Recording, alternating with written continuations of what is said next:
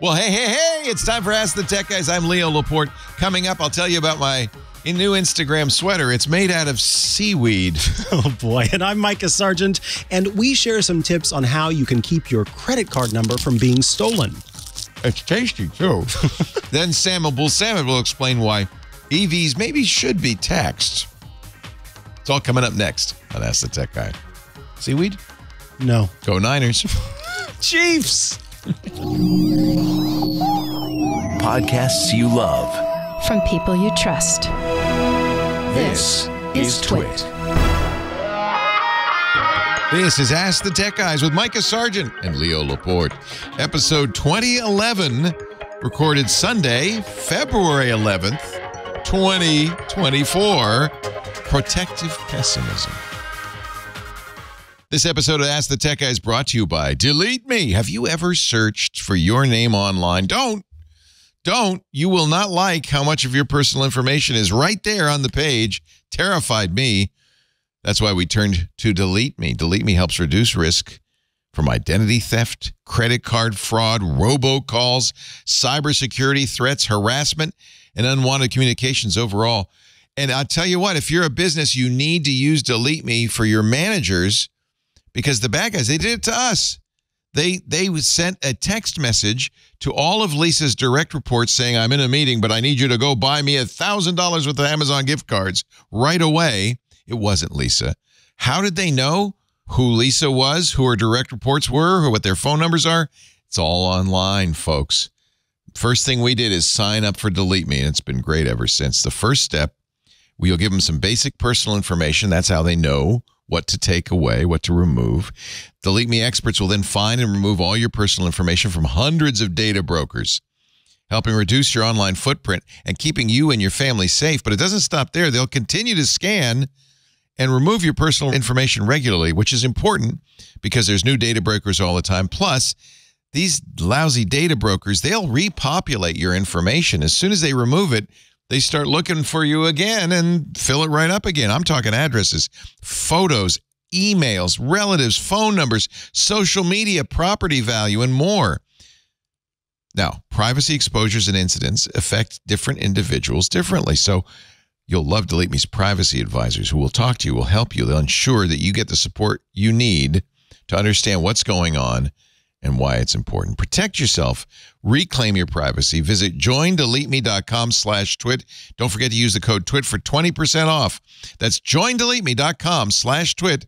Code TWIT for 20% off.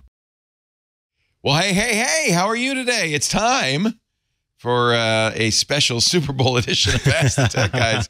I wasn't sure if you would wear your KC gear, but you did. I did, yeah. I'm usually in a suit. Today I'm in a red sweater and my Chiefs hat. Which does something special. It does, that's right. That's right, it does do something. It plays the fight song. No. It lights up. That is great. Is there a Chiefs fight song? You wouldn't know. Probably. It's not Fly, Eagles, Fly. I'm sure of that. So this is, and I'm wearing my 49ers shirt, which my wife bought me. And then, of course, we'll go home and either be very happy or very sad. Oh, your hat's now in color. It looks like your socks are also 49ers. These are my lucky socks. They got us through the playoffs. Nice. So I got the Niners socks again. They were, you don't change your socks. No, I have changed them. Since last year. I've actually washed them since last year. This is the show where we answer your tech questions at 888-724-2884. That's 724-ATTG. I didn't know that. Now I do. That's good. 88-87-24-ATTG. Yeah, 88-87-24-ATG. Sounds like a football game. Yeah. You can also get us in other ways. Yeah, you can go to call.twit.tv is the URL. When you go to that URL on your smartphone or your computer, you will be taken to a Zoom room where you'll hang out and potentially be brought live on air to answer or to ask your question for us to answer it.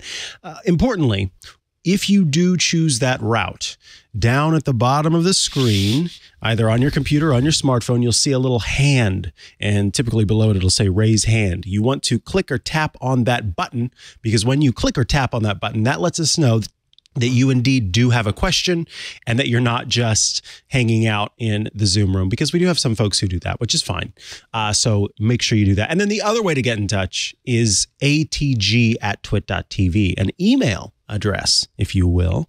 If you send your text, your video, or your audio to that email address, that will also get added to the pool. And we should mention that if you call that phone number, 888724-ATTG or 888-724-2884, during the week, you will be able to leave a voicemail that can be asked and answered here on the show. Very nice. Very, very nice.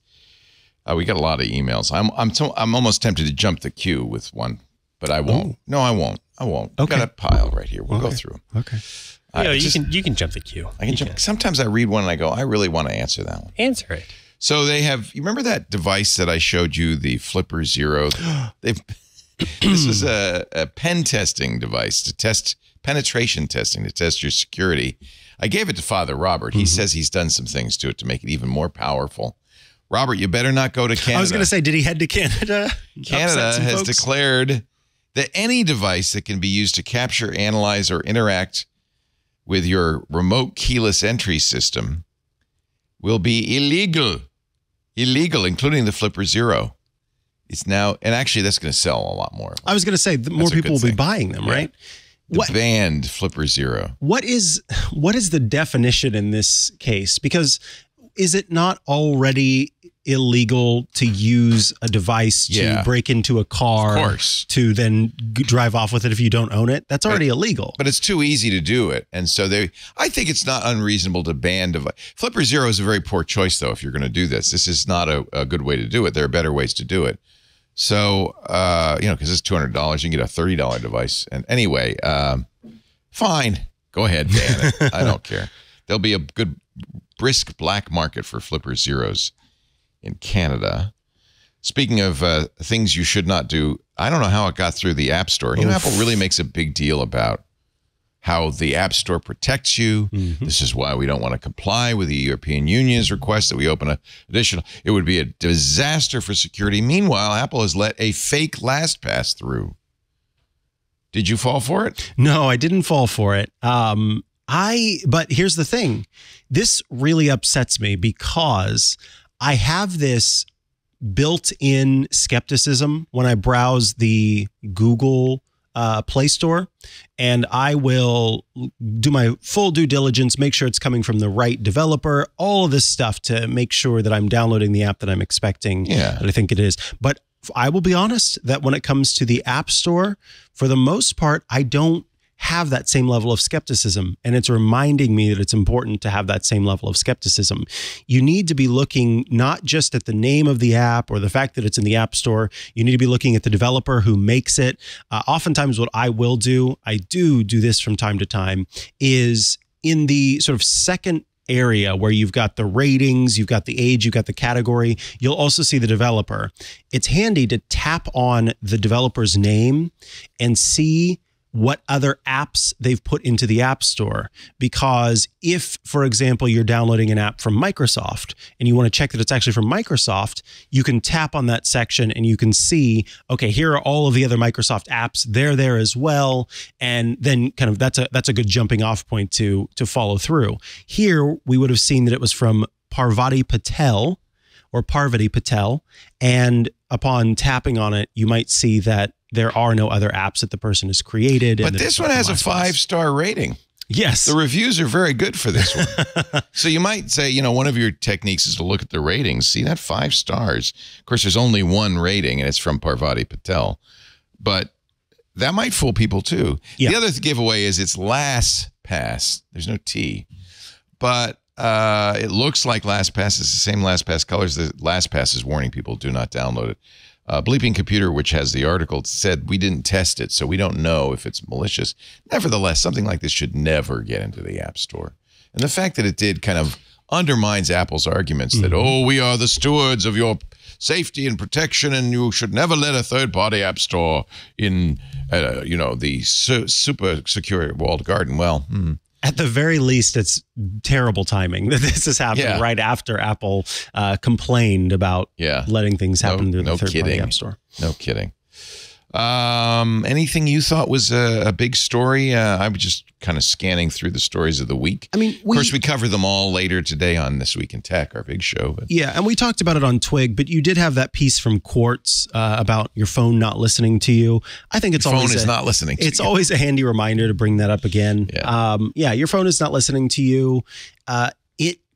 There are many other ways that phones are able to track your information. It was funny because right after that same night that we did the show, went home and I got a text message from a friend and we were talking back and forth. And then suddenly he said, I know that Instagram is listening to me and I know all of you tech people will say that it's not true, but I know it's true, going on and on.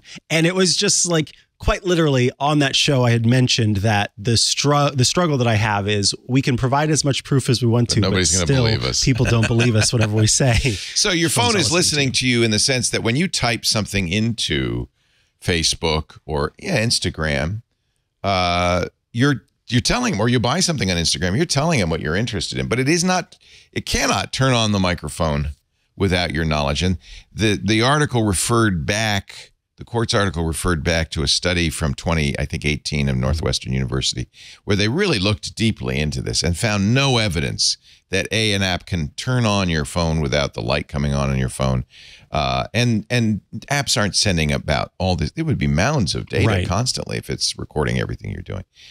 So in any event, you should not worry about that. There was one other thing I did want to do, which is you have 4 or 5 more days to return your Vision Pro. Mm-hmm. And I'm just curious where we are in the hype cycle. Are we in the trough of despair yet? The trough of despair. So I actually want to mention everybody who's listening should go check out the Hands on Tech episode that we just published. It's a questions answered episode.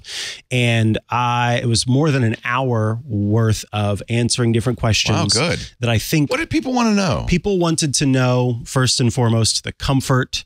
They wanted to know how much multitasking they could do with it. They wanted to know who's it for. They wanted to know if it had games. So it was general questions about my use of the device, but there were quite a few questions about the comfort and the longevity and, how much I was able to wear it and use it. And, I came up with a metaphor that I've decided to sort of apply to the Apple Vision Pro.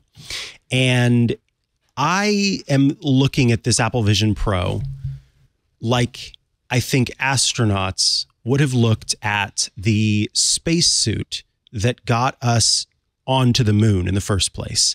Incredibly uncomfortable, very bulky, hard to move around it and maneuver, but you were on the frickin' moon. And so separating this idea of this frankly, horribly uncomfortable computer that I have to strap to my face from what truly is a magical and fun and exciting and really interesting experience. It's like I get to go to the moon, but unfortunately I have to do it with this thing that makes me so uncomfortable and that I don't want to be a part of. And so, yeah, as it stands, paying that much money to be that uncomfortable for any period of time is just not worth it. So I guess, I'm in the trough of despair, which is disillusionment. I think is what the Gartner group calls it. This is the Gartner hype cycle. You get the technology trigger. I don't know where that happened with the Vision Pro, maybe with its shipping. The peak of inflated expectations, that's in the first few days. Then the trough of disillusionment, the slope of enlightenment, and the plateau of productivity. And I think it's not unreasonable to think maybe we'll hit that plateau with the Vision Pro. There was a very interesting post on Reddit. Steve Jobs in 2005, what is that, 19 years ago, talking about, well, let me play it. This is from the All Things D conference. The fundamental problem here is that headphones are a miraculous thing. You put on a pair of headphones and you get the same experience you get with a great pair of speakers, right? There's no such thing as headphones for video, right? There's not something I can carry with me that I can put on and it gives me the same experience I get when I'm watching my 50-inch plasma display at home. And until somebody invents that, you're going to have these opposing constraints. Well, they have those huge goggles you can wear. But they're lousy. But you never get a date if you ever wear them, right? That's Walt Mossberg. So I thought that was interesting. That Steve is Jobs, interesting. even in 2005, made a very, I think, an apt analogy. The problem is headphones, maybe it's because we got used to them. I mean, we've had headphones my whole life. They don't seem as uncomfortable or as unwieldy as covering your eyes. Covering your eyes is I think it's a big thing. Yeah. Covering your ears is not such a big thing. Yeah. I mean, there's Remember, headphones started heavy and big and somewhat uncomfortable. Now we've got them now. We're both wearing headphones and they're perfectly comfortable. So maybe it's possible. I don't know. I do. I think that it's eventually possible. I think, in the same way with that analogy that I've made, the next spacesuit that we're working on right now to go back to the moon, it's going to be very different from what we originally had. Right. You get to go to the moon and maybe it's not as uncomfortable. And that's what I see for the future of this. I just think right now I'm in this thing that I can barely move my arms in and I get to be on the moon, but it's still not what I want. So you are going to return Oh, absolutely. it. Yeah. And would you, if we're making him return it because we can't afford to keep it. But if we said, okay, keep it, would you keep it? I wouldn't want to, because then it would mean that it would be my requirement to have to wear it regularly. You'd have to use it. Yeah. Yeah. See, I spent $1,400 on the Quest Pro and it literally is dusty sitting on the shelf in my office because I'm just not motivated to wear it at any point. Yeah. From the desire to provide the people what they want, that's where maybe, we would have kept people are interested in it. Yeah, people are interested in it, and I want to be sure that I'm doing my job. Well, here's the good news. Alex Lindsay has it. Jason Snell has it. There are many people apparently in our audience who have it, who probably won't return it. So yeah, we'll let them do the hard part. Phone number again, 888-724-ATTG.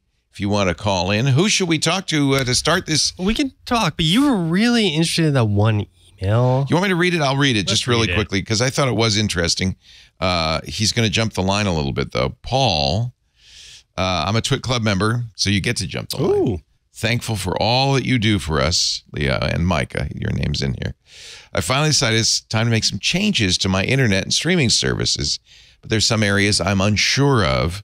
First, a little background. My wife and I both work from home using Teams. 3 teenagers that love to stream and game online. Right now, I have 2 Ethernet lines for my Xfinity router. One goes to a 10-port TP-Link switch for their PC and gaming consoles. The other to a 5-port TP-Link switch in our office for our work laptops.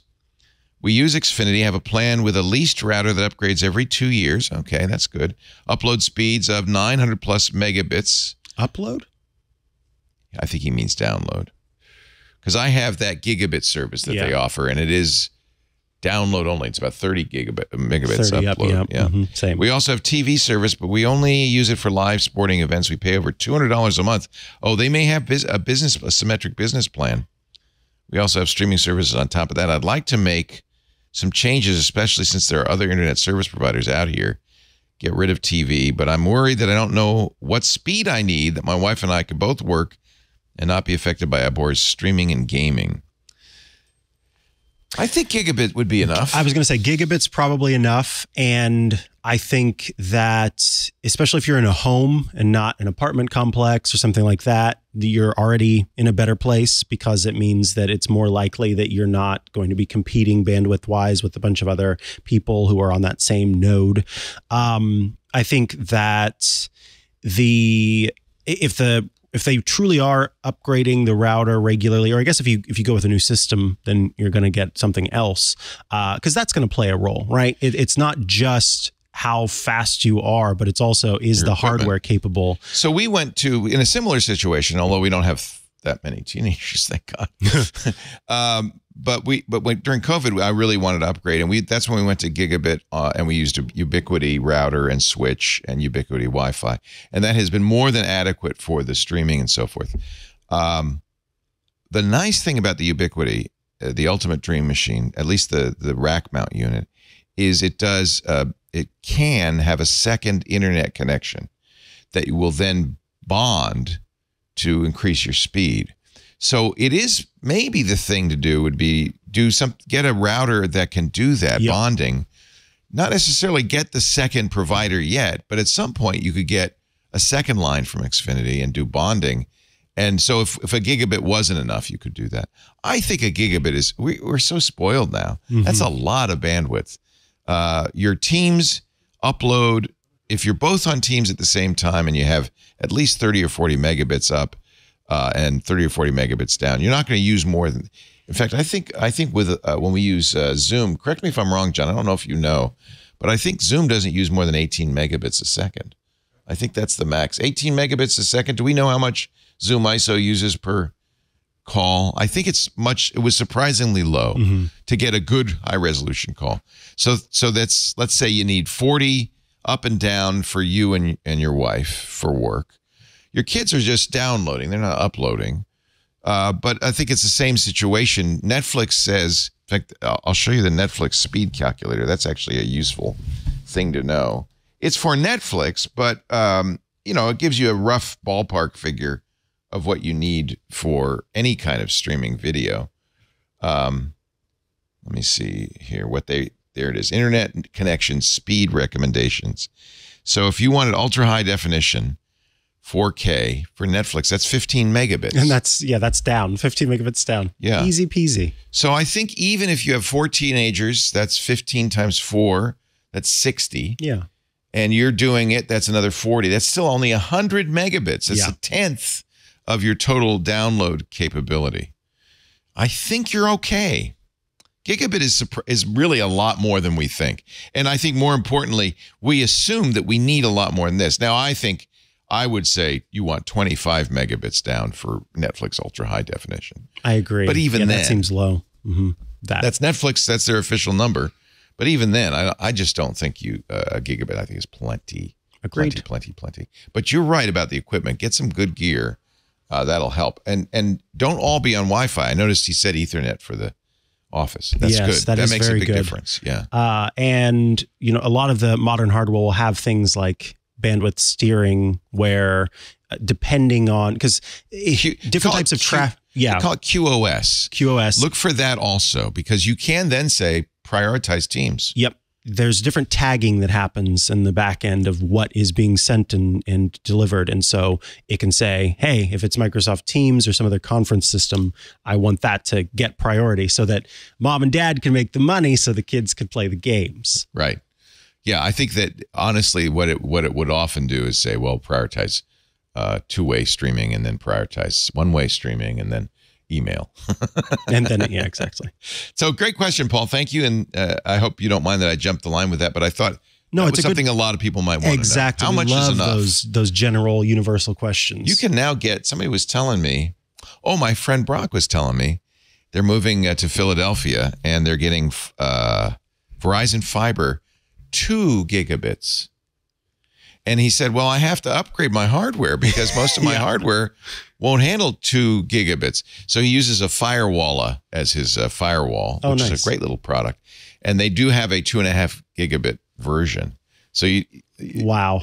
I think a gigabit is probably most gear is sufficient. Spoiled. You're not going to, you have to get special gear. We have 10 gigabits down from Sonic, which we love, but most of our switches won't handle it. Right. My machine won't handle it. Yeah. So we don't get the benefit of it. We do because it's a shared environment. So, yeah. Good question. Let's do another one. So real quick, I just want to mention, for anyone that may have been calling into the show, yes, we normally don't start until 11. And because of that, we have through our Zoom call a little auto receptionist thing set up that. Oh. So that. Did we not turn off the auto receptionist? We did not. I am the auto receptionist. Do not call. We are not on the air. John, you said it was 10:40? Yeah, it opens at 10:40. It should be open now. Oh, it's opening now. So call in now. Yes. No wonder. Wait, I do see Kenny's got his hand up. Yes. But I bet, yes. So you might have gotten what does it say? Don't. No, it goes to voicemail. It goes right to voicemail. Well, that would explain that. Okay, the auto reception. I'll tell you what, let's take a little time out. And when we come back, the 49ers will beat the Kansas City Chiefs 53-3. If that's my prediction. 88-87. My prediction is we're going to beat you by a lot. Okay, maybe not 53. Leo, my mom is watching today. Now you've stressed her out. I don't want to stress you, but we're going to beat you. And you know what? It's good for Travis and Taylor because everybody loves a loser. And this way, Taylor, when she flies back to Tokyo for the second leg of her Eras tour, will say, yeah, he wasn't all that. There we go. It's good for the relationship. It'll be great content for the next for the next 50 years.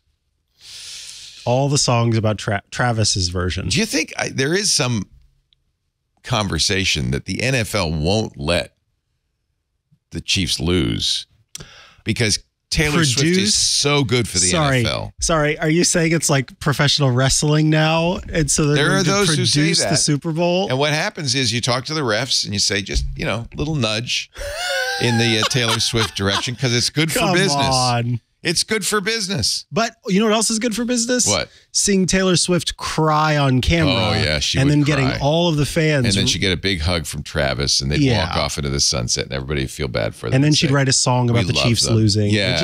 Either way. I think, that's good for business, too. Yeah. And then next year, see you next year, becomes the refrain. In fact, that might be the name of her next song. That's what it's called, See You Next Year. See you next year. Wow, all these predictions. I'm just predicting. I'm just setting this up. In case we lose, I want to have I want to have an excuse. That's the thing these days. Prepare for the worst. I've been doing that since I was 4 years old. Really? Oh. I call it protective skepticism. That's what I call it. It's funny because I used to do that when I was that age. I thought if I say it's not going to happen, it will happen. So I say, well, it's not going to happen. It's not going to happen. It's not going to happen because I secretly want it to happen, right? Yeah. So you were almost doing reverse psychology with the universe? To the universe. Yeah, because I thought I had some influence. Ha ha! And I meant protective pessimism, not protective pessimism. Protective pessimism is my term for it. Yes. Who should we talk to now? Nope, we're taking a break. We did take a break. That was the break. But we have Ecamm. Oh, I have to actually do a commercial in the break? Shocking. Well, I thought we were just stalling. Okay. Our show today brought to you by Ecamm. You use Ecamm. You should be doing this commercial. Use it all the time. Although we had the power go out last week. Mm-hmm. I ran home to finish Twit. Fortunately, we were towards the end anyway. Yeah, What did I do? I fired up Ecamm Live because I love Ecamm Live. It's the leading live streaming and video production studio built for Mac. And frankly, if we had started Twit now, I would probably just say, oh, we don't need all this expensive millions of dollars of gear. Let's just use Ecamm Live. Whether you're a beginner or an expert, Ecamm is here to elevate your video production. Everything we do on this show, we could do with Ecamm Live, from streaming and recording to podcasting and presenting. Ecamm Live is your all-in-one video tool, perfect for simplifying your workflow. Ecamm Live includes support for multiple cameras and screen sharing. Plus, the live camera switcher lets you direct your show in real time as you go, which is fun. You stand out from the crowd, too, because the video is super high quality. That's important. Plus, it does the lower thirds, the logos, the titles, the graphics, the screen sharing. You can drop in video clips. You can bring on interview guests. You can use a green screen. You can do everything. In fact, it's really more than I can even use. I love it. I mean, it's amazing. Join the thousands of worldwide entrepreneurs, marketing professionals, podcasters, educators, musicians, and other Mac users who rely on Ecamm Live daily. You know what I love about Ecamm Live is the sky's the limit. If you get better and better and better, you can do more and more and more. You're never going to feel like, oh, I'm limited by this software. Get 1 month free when you subscribe to any of Ecamm's plans when you go to ecamm.com/twit. But you got to use the promo code TWIT, TWIT, at checkout. ecamm.com/twit. Micah and Rosemary use it for their show. And I quickly want to mention something that really blew me away. I was not expecting the interview feature, which is essentially kind of like a built-in calling feature that brings people in. What was amazing to me is that I had people calling in for this thing that I was doing, and one of them had a green screen behind them. I was able to pipe in their video and then locally key their green screen out and put the background in that I wanted. And I just thought, what? That's so cool. Yeah. Yeah, we may someday. It may look exactly like this, but I may be in my living room. You never know. You never know. Thank you, Ecamm. All right, now we're ready for our next call. Who should we talk to? Yes, we are ready. By the way, I should have mentioned Sam Abuelsamid coming up at noon in about an hour and 15 minutes. But who should we talk to now? All right. Since you mentioned Kenny, I have to pick up on Kenny. Kenny. I know who it is. Kenny from Cottontown, Tennessee. Hello, Kenny. That's right. Can you hear me okay? I hear you great. Wow, you sound better than ever. What are you doing here, Kenny? Well, I'm coming back from space, as you can see. By the way, I am for the Chiefs. I used to have a brother-in-law, and he still lives in Kansas City, but he lived in around our area for a few years, and I'm rooting for the Chiefs by default. And plus, I don't want 49ers to win the Super Bowl because Rams. Because it would then be their 6th ring. Yes. And nobody has more than 5 fingers on one hand. Right? Wait, is that the reason why? No, that's not the reason. Oh, okay. We're ready. It's ready. It's the quest for 6. Look at you in space. And you could look down and you could see Las Vegas and the sphere probably because it's so bright. Yes. What's up? Yes, indeed. Hey, I got a question. You guys were just talking about, ironically, Netflix and professional wrestling. I want to get your thoughts on the news, and this is a little bit an older story, of Netflix signing a $5 billion deal with WWE to broadcast one of their shows, Monday Night Raw, for 10 years for $5 billion. Yeah, I mean, they've been wanting to get into the live content business for quite a long time. It was just a matter of what sport could they justify. And professional wrestling, it kind of makes sense in a way. And the fact that they beat Amazon to the punch, I also thought was pretty impressive with everything that's going around and this being WrestleMania, which is their Super Bowl coming up in a couple of months. I don't know if you're aware of it or not, but what are your thoughts of Netflix finally getting into the live content business? Netflix is really good. I have to give them props for their ability to understand social media marketing and trends. And you'll see that they've got these different parts of Netflix. There's Netflix Tudum and Netflix that does indie films and all of these different kind of brands within Netflix.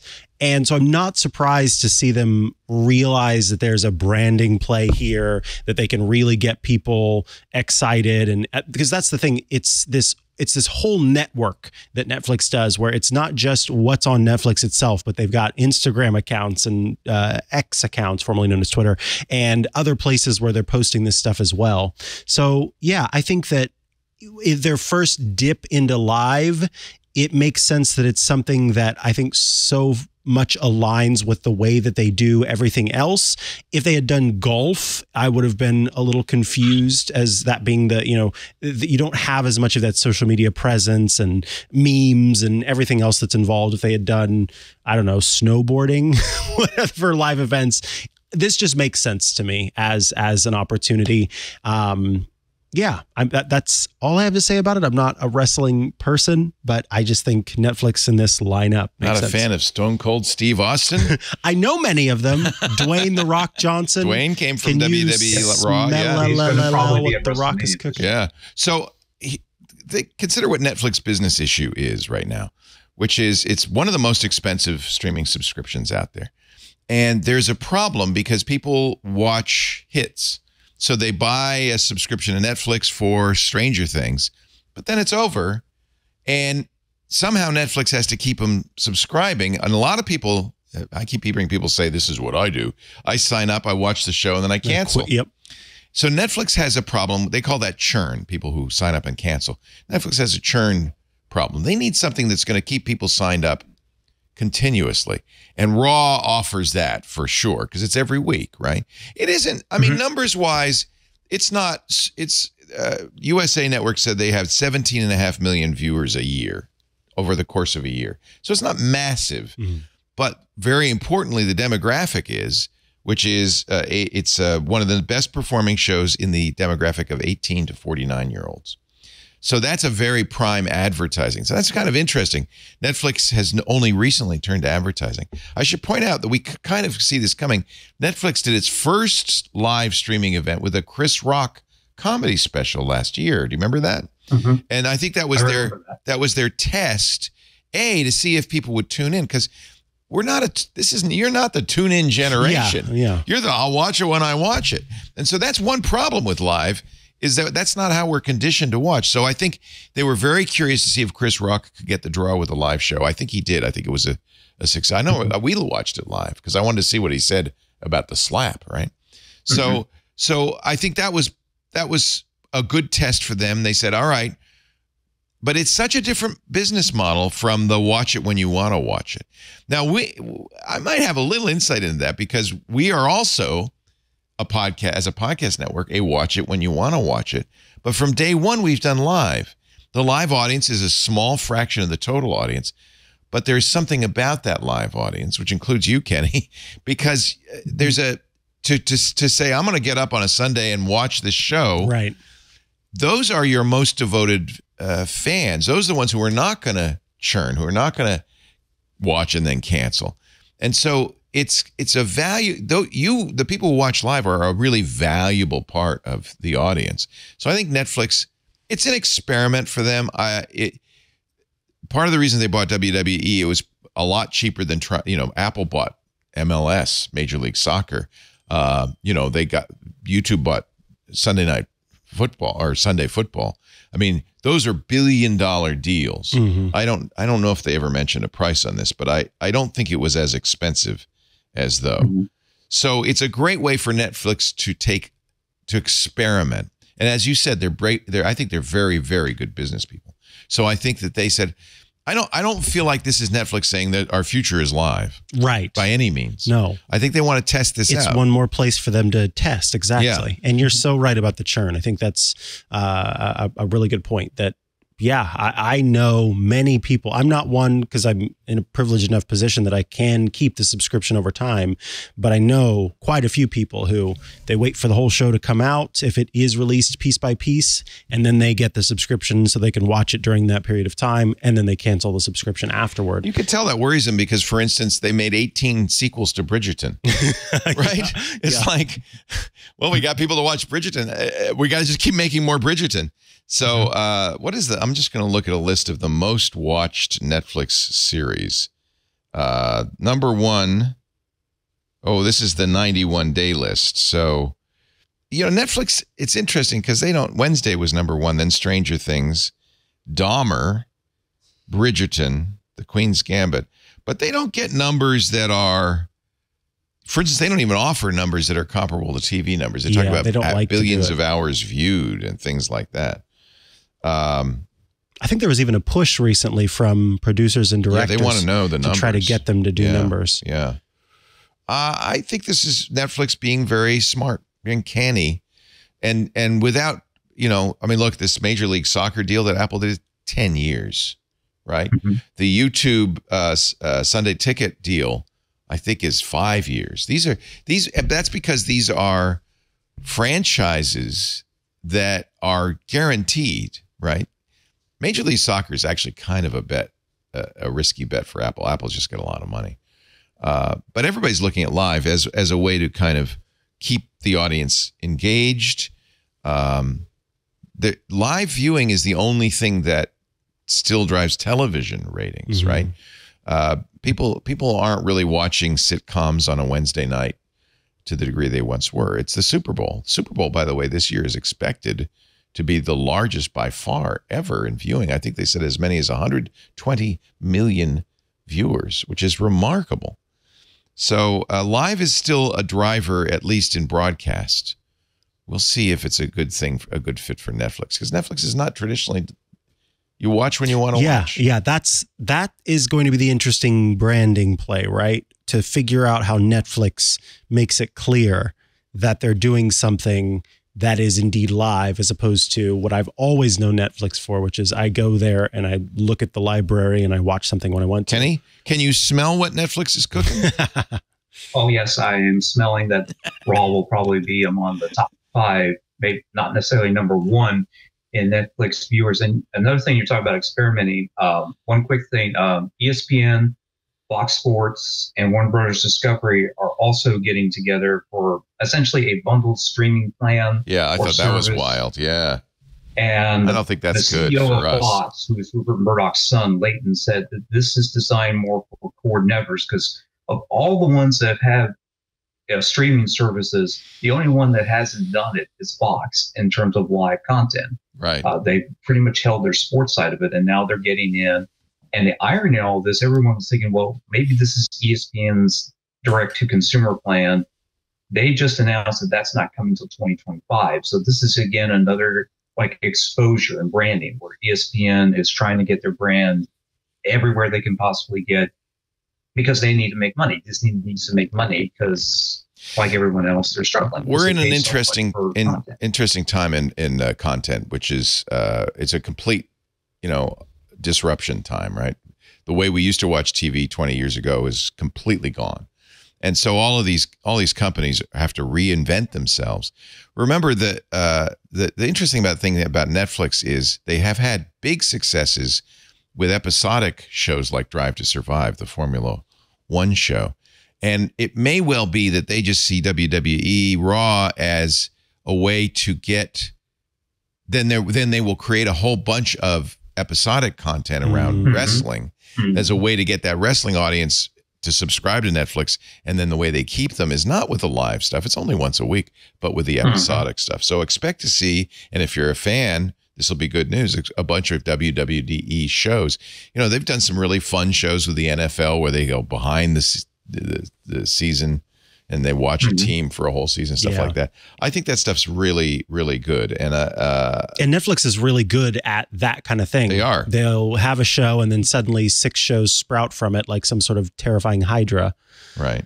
Well, speaking of Hydras, there is a Netflix Cup tournament that pairs Formula One drivers with pro golfers. Golf. So apparently they do want to do something with golf. So there are some hybrids out there, some hydras out there that are a little scary looking. It's a fun topic to talk about, Kenny, because when you're in a disruption, and the internet has created so many of these, it's always interesting to see who are the winners and losers, who's nimble enough to capture the gold ring, and who just says, what's going on? I don't understand it. It's interesting that Murdoch's kids are involved. Lachlan is a smart guy, but it's traditionally very hard for something like Fox, for something like the Murdoch empire, to transition into a new thing. In fact, Murdoch has had some spectacular failures with internet projects. He built newsrooms and stuff. It's hard to do because one business, you're making a lot of money in one business. Very hard to transition into the next thing without cannibalizing your business. Clay Christensen called it the innovator's dilemma, and I think it really is still the case. And so Netflix has shown a really good ability, I think, to be nimble. Remember when they announced the end? I don't know if people remember this, but they announced the end of their subscription disc business. They were actually going to split the company into a disc business and a streaming business. And the stock market punished them brutally. People thought the company is over. It's dead. But Reed Hastings is brilliant, and he was able to transition. And we now think of Netflix as a streaming company, right? We don't think of it as, in fact, they killed finally the CD by mail. They messaged me saying, "Hey, you've got a couple of those discs. Did you really still have some red envelopes?" Yeah. Wow. Well, it's funny because I had just recently resubscribed to it because my partner had wanted to see a couple of films that we couldn't find elsewhere except on Netflix DVD. So I resubscribed to it. And then it was a month later that they said, "Oh, we're getting rid of this." So I had some still that I needed to return. Yeah. I think the market now likes Netflix a little bit more. I love this because I don't have a dog in this hunt. So I love it because it's fun to watch and it's great for us to report on it. And as people consume content, I think most of us are, it's very interesting to see what's happening. There'll be some bumps along the way. That's for sure. But I think, what's interesting, I think the fact that Fox and Warner and ESPN are getting together to create a single streaming channel is actually retrograde. It's regressive, and I think it's a mistake. But we'll see. We'll see. We remember Quibi? No. Who? Nobody remembers Quibi. Anyway, it's great to talk to you, Kenny. Go Michigan. Yeah, it's great to talk to you too. I guess you probably noticed before I let you go, I've got a University of Michigan shirt on. They won the national championship. I did, and then the Chargers stole your coach. Hey, he's still a guy, and he's still there. So as far as I'm concerned, he's with the family. I do want to mention though that wait a minute. Are you saying there's another Harbaugh?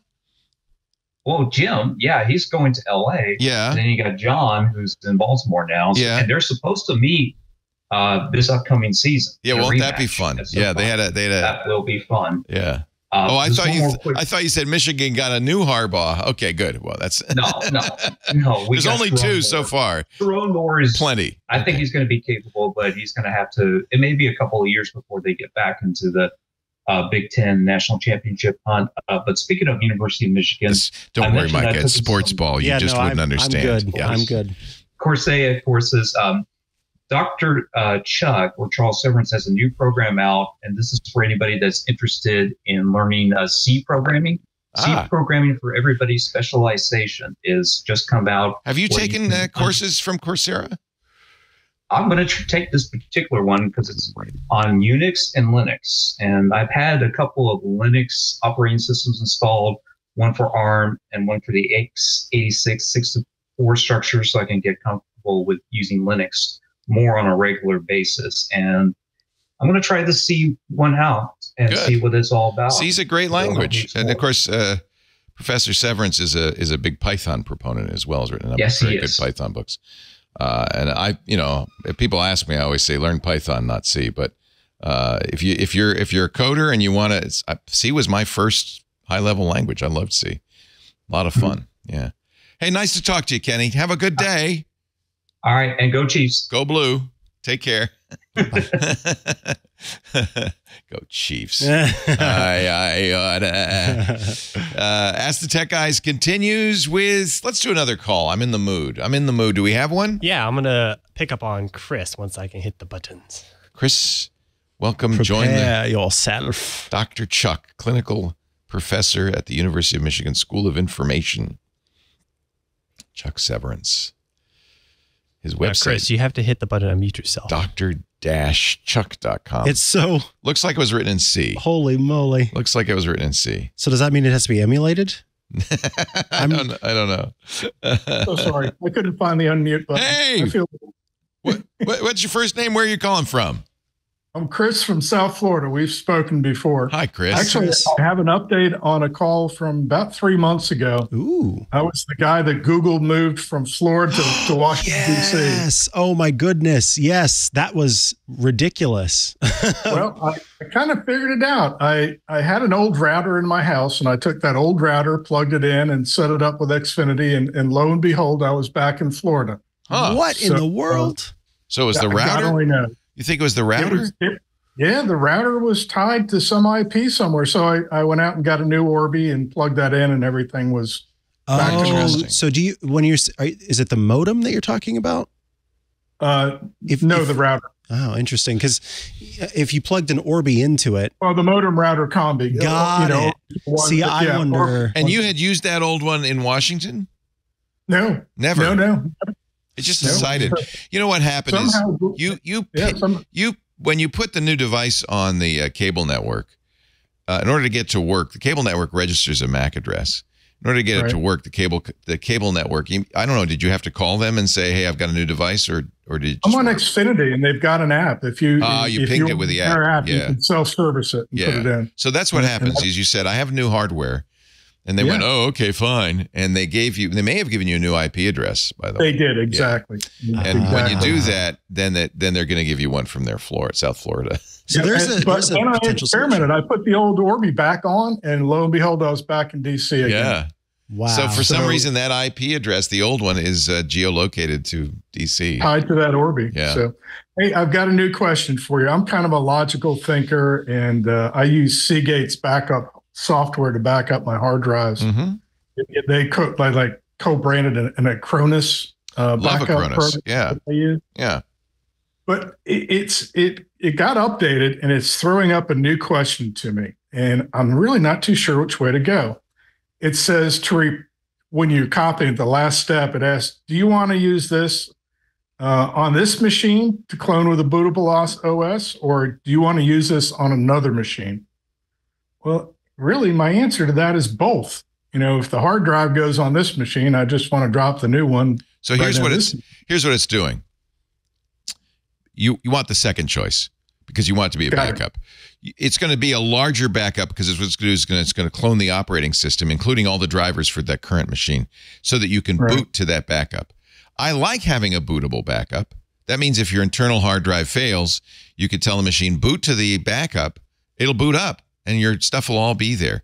But that's a different kind of backup than a universal backup that you could use and restore anywhere. And it's going to be bigger because it's going to have an operating system on it. It's going to, in fact, I would bet, I don't know from this the Acronis stuff, but I would bet it's actually a clone of the drive as opposed to, say, a backup. It's going to look, that drive, that second backup drive is going to look exactly like the first one.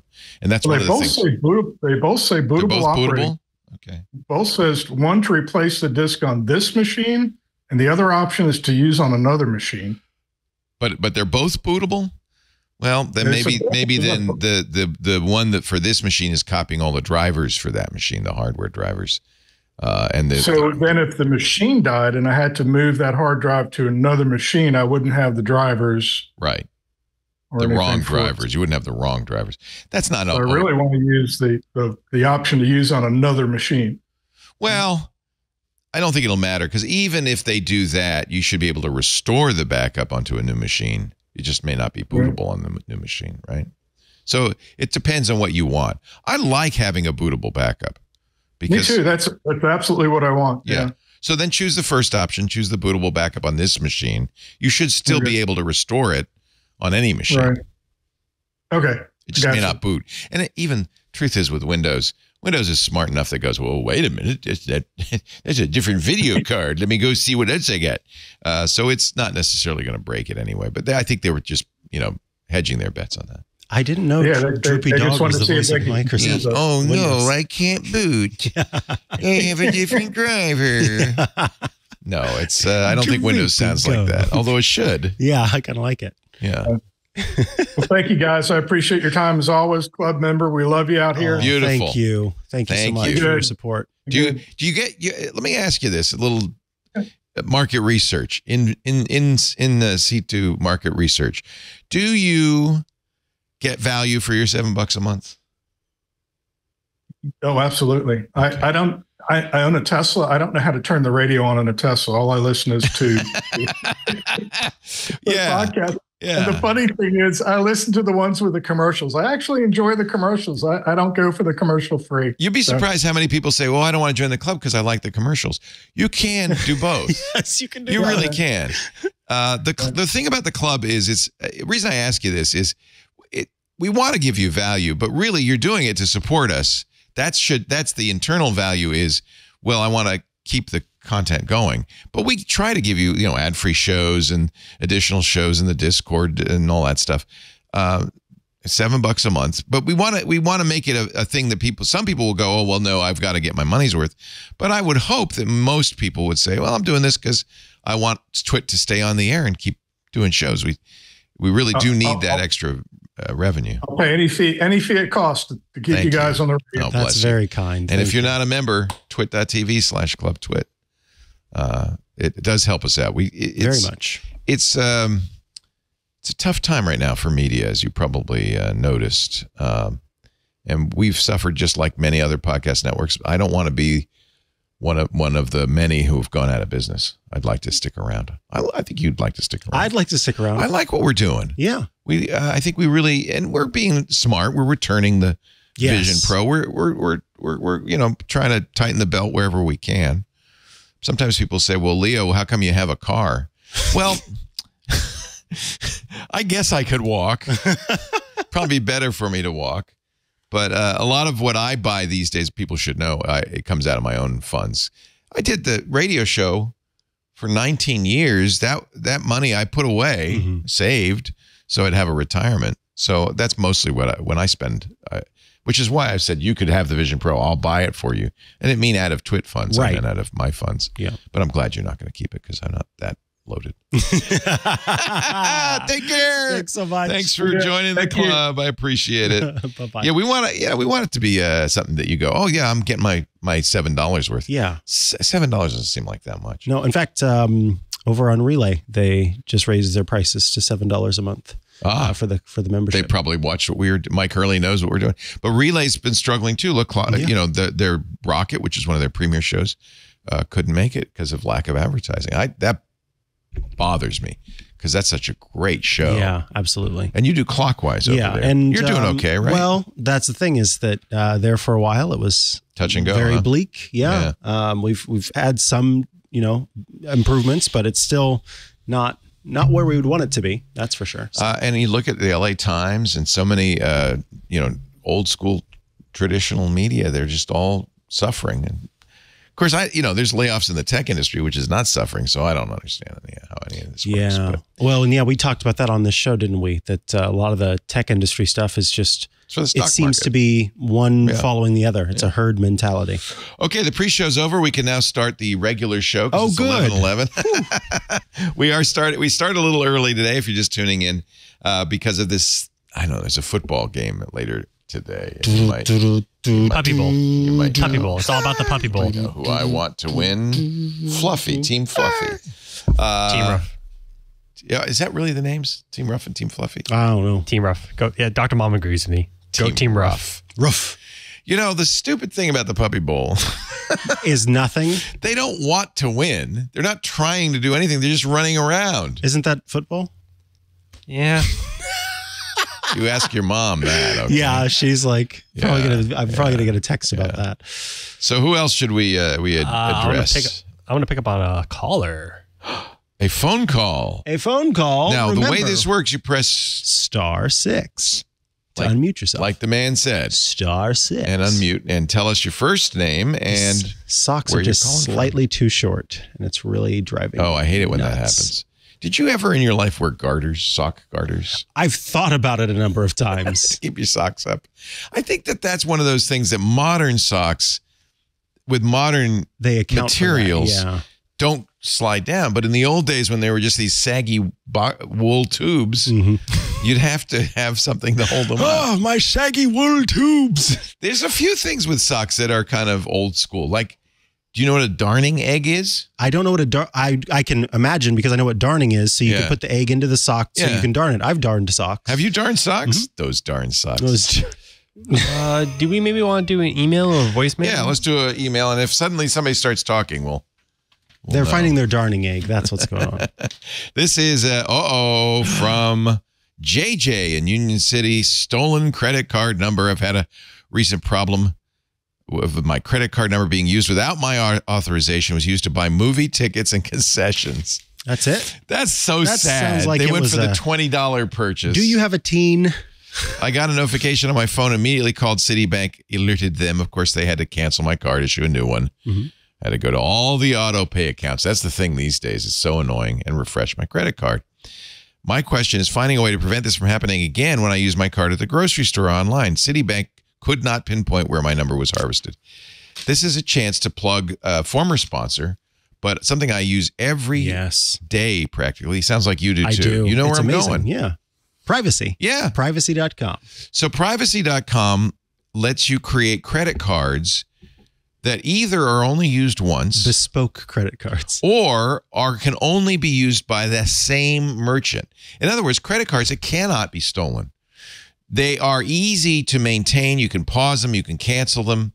They're also good for privacy because you can use any name, any zip code, any phone number, and they'll say, yeah, that's fine. Now, there is a negative to privacy.com. It is tied to your bank account. Usually, basically it's like a debit card, even though it shows up as, I think it's a Visa. But it is a debit card. So you may be concerned about that. Debit cards don't have the same full protection as a true credit card. But I don't worry about it because for me, the real protection is it can only be used once or it can only be used to the same merchant. In fact, somebody emailed me, said, hey, call me. I want to get an updated credit card. Your credit card expired. And I felt perfectly comfortable emailing them with the credit card number and all that, because I know that once they use it, it can't be stolen. So I don't care if it's in my email. I love that kind of security. So it's privacy.com. They do charge a fee, but there are different tiers, and I have the money back tier. So I actually never have to pay the fee. I use it so much that I always get cash back because I use it enough to pay the $10 a month credit card fee. So I recommend that because that way you get the cash back if you plan to use it. You can use it just once for free, I think. I think so. Yeah, they've definitely got, because you got to see how it works. And depending on what services you're using, a lot of stuff will have integrations, so it will automatically create a privacy card for you. As Leo said, the fact that you can say, I only want to use this once, and then it won't be used again, it'll be declined in the future. That's fantastic. When it comes to physically doing things, the one place that I recommend being mindful is, as much as you can, use tap to pay wherever you are, because tap to pay has some special security that's built in that kind of obscures your card, and particularly at gas pumps. Anytime that there's not tap to pay available, one thing I do is I will, wherever the card is supposed to go in, this probably sounds like I'm being super paranoid, but I do this every time. If you grab the place where the card is supposed to go in and just give it a little yank, you can, in some cases, see if there's been a skimmer that's been put on the card reader, because essentially what a crook will do is they're sort of specially designed to slide over the front of the card slot, and so they just simply kind of unclip. So if you give it a little yank and it's connected, then you're my good. God, there was one at a gas station in town just a little while ago. They're just everywhere. So privacy, you don't get a physical card. Right. That is so that's where you'd want to use tap to pay or something like that. Yeah. Apple Pay has built-in protections. Oh my gosh. Your card number is actually obscured when you're using it. Yeah. Tap to pay is practically free. Yep. I know. Doesn't it feel that way? I know. It's like I get a free bagel. Wow. I just went like that. Bagel. Maybe someday I'll have to pay for it. Bagel. You do this and you get a bagel. The psychology of it is very bad. Yep. Very bad. It's almost as bad as Apple Pay on Instagram. That's a problem. You know what I did last night? Oh, no. What did you buy, Leo? I shouldn't. So I wake up in the middle of the night, and I'm awake for a little bit, and I think, well, I'm not going to waste this time. Biphasic sleep. Yeah, I think it is biphasic, and I think really I should just get up and clean the house and then go to bed an hour later and split my sleep cycle into two. That's actually, I think you're a sleep expert. That's kind of it's a very real thing. It's one way that a lot of people used to do it, particularly farmers were biphasic sleepers. It's when most people got conceived back in the day. Yes, that is true. So, but for me, it's Instagram. So I'm watching a video about how they harvest the seaweed in Iceland. Okay. Once every 4 years, they harvest it, and it's pure water. There's no pollution. And then they make it into sweaters. You bought a seaweed sweater, didn't you? I'm so sorry. Icelandic seaweed sweater. Hold on. They said it's very thin. It's extra warm. Where is it? Oliver Charles? Yes, Oliver Charles Icelandic seaweed sweater. Oh Lord, Leo! It was three. Yeah, and you can eat it if like. Free bagel, free seaweed.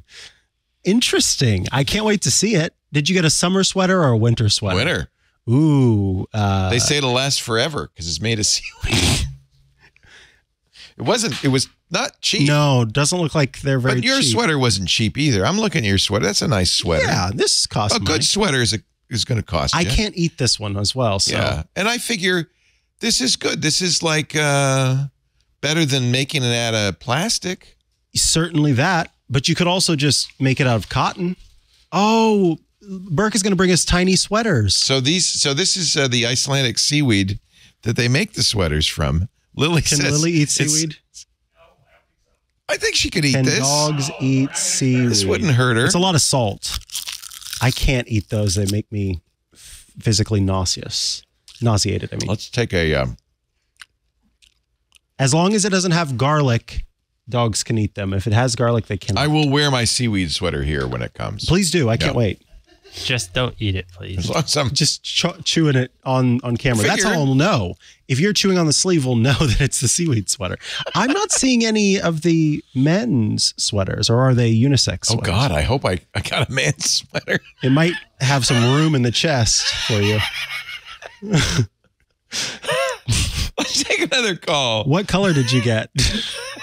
No, we're not going to take another call. Black. I need to hear more on this. Oh, just black? Yeah. Charcoal. You're looking at the women's sweaters. Look at the men's sweaters. There's no option. They're unisex. Well, they're made of There's a man Seaweed. wearing it, yeah. It's solely sourced from Shokei, or is it Shake? A fully traceable Tibetan co-op. Wait, it's made in Tibet? Wait, no, this is You're for looking at the wrong one. Yeah, these are the wool sweaters. That's not wool. I got Seaweed. Yeah, my bad. Come on, he's got his hand raised. Who's this guy here? I want to talk to him. I wanted to hang on this for a little bit longer, but I picked up on Mark. Hi, Mark. Welcome hi, Mark. Oh, hi, Hey. Mark. How are you? Yeah. Oh, I'm doing fine. Where are you calling from? He just hung up on himself. He just hung up on himself? He's not doing that fine. All right. How about we take a quick ad break? I'll try again. All right. I'll do an ad break. Yeah, see, that looks good. It's not going to look good on me, though, is it? It'll look good. I'm not it'll slender. smell good, too. I hope it doesn't smell fishy. That's how you know it's authentic. Do you think it'll smell fishy? No, come on. It won't. No, I because wonder how they process seaweed. Seaweed is a cellulose, right? It's just like anything else. It's like making it out of bamboo or anything else. They call it sea cell. Sea cell. You break it down into the cellulose. He sells sea cells. Yeah, by the East Shore. It's lush as silk. It's soft as Pima cotton. What is it? Pima. Cotton. You see, that's what got me. It's the ad copy. Yeah. But that and the video of the harvesters every 4 years going more breathable than linen. I'm sold. More breathable than linen. Able to leap tall buildings in a single bound. Wow. I don't want to test that one out. I love these guys. Fast mail. I've been telling you for years, literally on the radio show, I've been saying if email is important to you, in a business, it's surely important to you. But even as an individual, if email is important to you, why are you still using that junky free email service that spies on you and, and puts ads in your feed and all that stuff? Pay a little bit. Don't be such a cheapskate. As little as $3 a month, you could get literally the best email service in the world. It's called Fastmail. It's the one I've been using for more than a decade. They are a leader in email privacy, of course. For more than 20 years, they've been doing this, making email better. They're so well known that, in fact, they are leaders in things like email authentication. They contribute back to the open source community around the Cyrus server that they use. So many email providers benefit from the good work that Fastmail does, but most of all, you will benefit. You will benefit. Fastmail's quick settings in there. I should explain. You can use Fastmail just like you use any other email service. You can use it in your email client, on your Windows or Mac or your phone. But they also have a web client that I think is superior to anybody else's, including Gmail or Yahoo or Outlook. They also have apps for iOS and Android that I think are superior to the native apps. So I use, for instance, Fastmail's app on my iPhone. If you're using the web mail, you'll love the quick settings, which let you choose new themes, switch between light and dark mode, change text size, auto-save contacts, set default reminders, and more, all without ever leaving your email. You can add or buy a domain. They sell domains now at Fastmail. You should do that, by the way. That's another way they make email yours. At Fastmail, your data stays yours. You get better productivity features. And I'm telling you, as little as $3 a month. Isn't it worth it? And if you're a business, absolutely. It's easy to download your old email's data, move it over. You can even actually fetch your old email from your old address if you want, import it into your new Fastmail inbox. You can continue to do that. So there's a that way you don't have to worry about the transition to a new email address. They have better spam filters. They have the best filtering of all. They have a system called Sieve. You can write your own code if you want or use their automated email rules, and it makes it very easy to organize your email. And of course, no ads. If you use our sponsor Bitwarden or 1Password, you'll love it because Fastmail will generate unique email addresses for every place you log into. They all go into your inbox, but they can't be traced back to you, and they're unique, so you'll know immediately if somebody sells your email address. Plus, it adds to your security. And don't forget to download the Fastmail app. That's what I love. Fastmail. It's the better email service with quality worth paying for. If email is important to you, why are you allowing the free guys to use you? Oh, and did I mention there's actual support? Go try to get support from Google on Gmail. Fastmail's awesome. Free for 30 days. Try it. Fastmail.com/twit. Fastmail.com/twit. It's not just privacy. It's everything. It's just the best.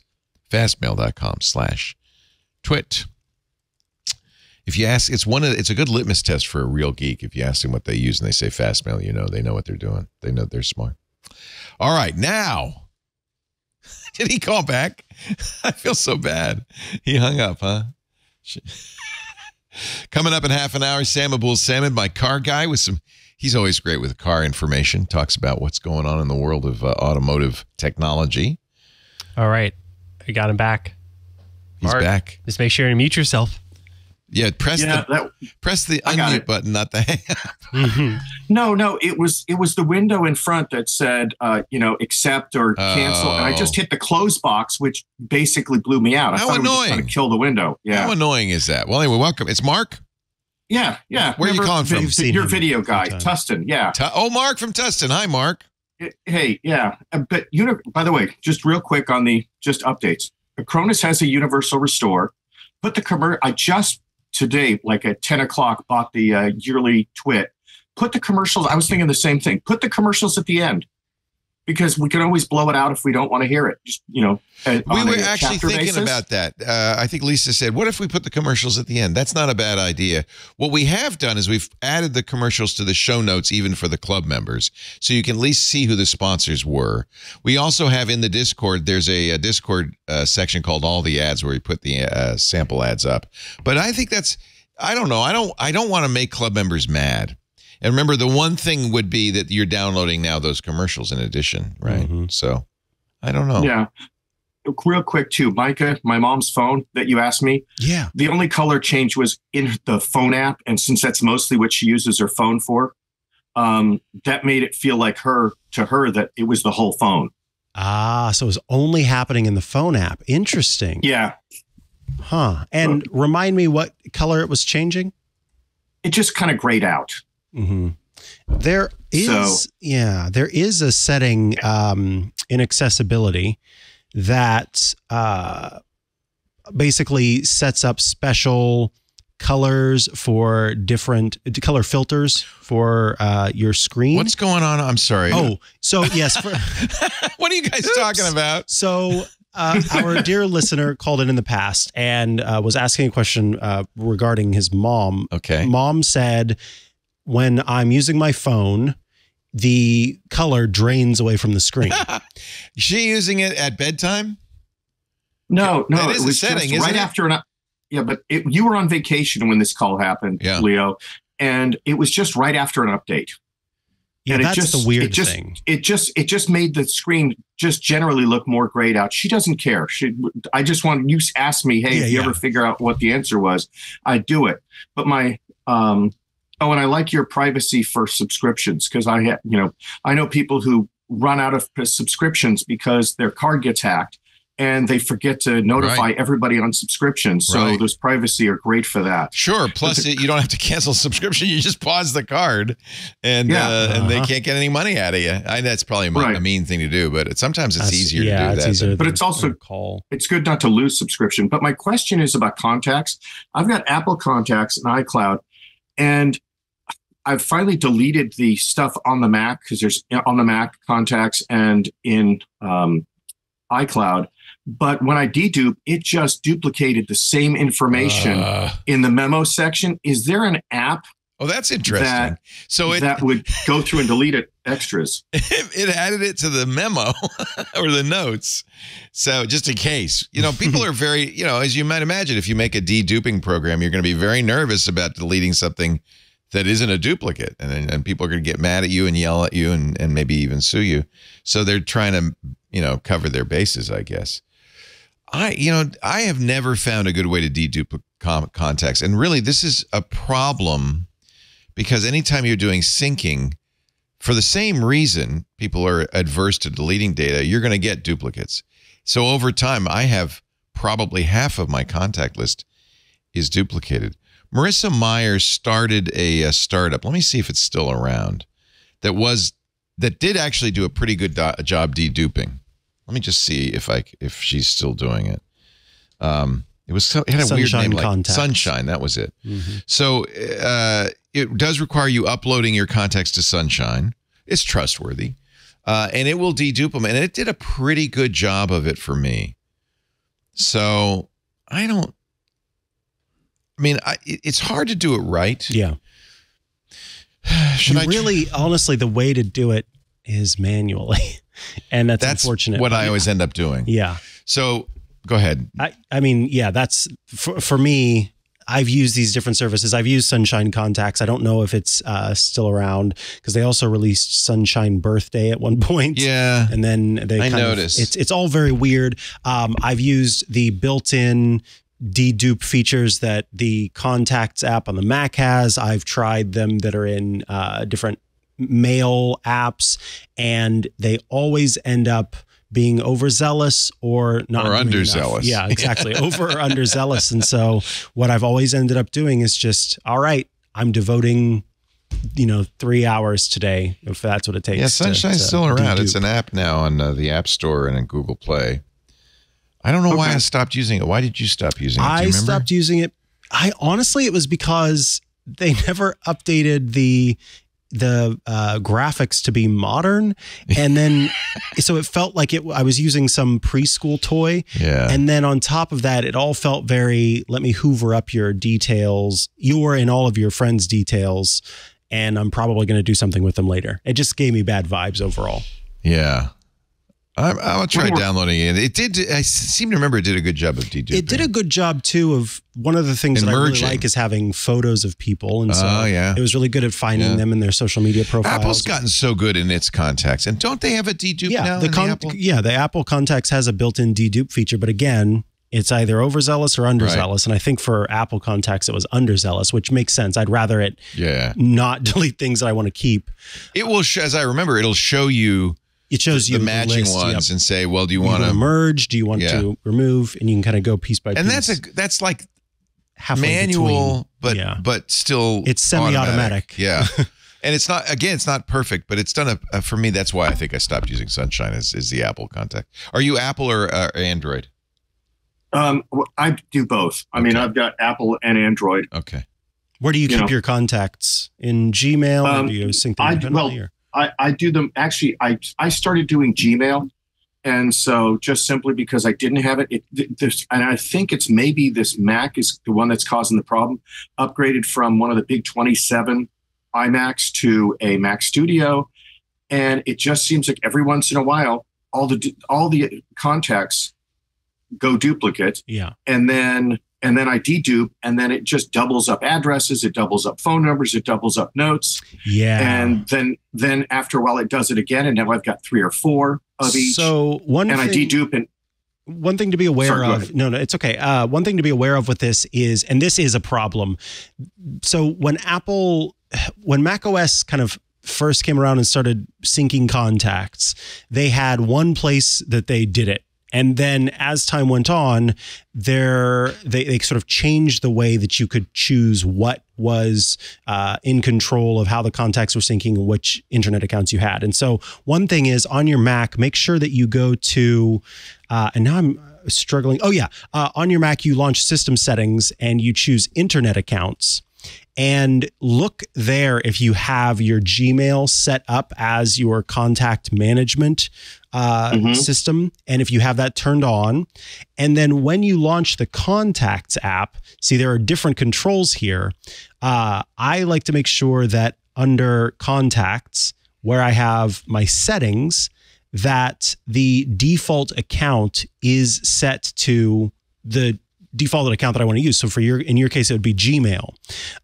If you have it set to iCloud and at some point you had pulled your contacts from Gmail and sort of synced them to iCloud, then it could be showing up in your contacts app, both Gmail and iCloud. So you want to make sure that the default account set for contacts is the one you want, in your case, Gmail, and that internet accounts has Gmail logged in as well. So it gets very confusing because the Contacts app itself is the thing that's actually managing in the background what is your default contact application. It's not the internet accounts page in the settings app. And that's reasonably confusing for folks. I ended up, I moved from Gmail to Fastmail because they do contacts and calendar as well. And I use them. It is good to have a cloud sync somewhere. And what I've done in the past, it's kind of a pain, is to delete it everywhere. Save out a copy of your contacts on a machine locally, then delete it everywhere so that the syncing is ground zero. There are no contacts anywhere. Then import the contacts back in. Mm-hmm. You might want to clean them before you export them so that you have a clean copy.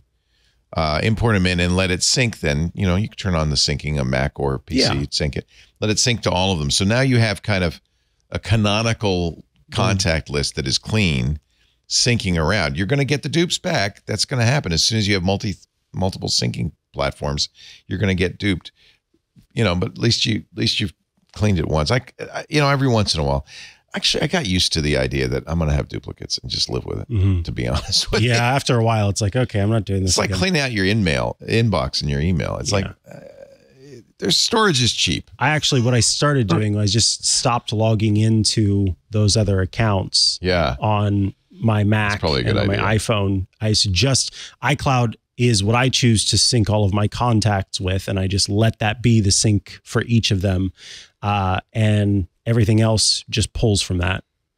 I think it's that Mac because there's actually peach balls when I start dealing with contacts on that thing. I think I'm going to do that is just clear everything out everywhere, put them back in clean, and do it that way. I do have one quick question. Have you guys ever broken the glass while replacing a hard drive on an iMac?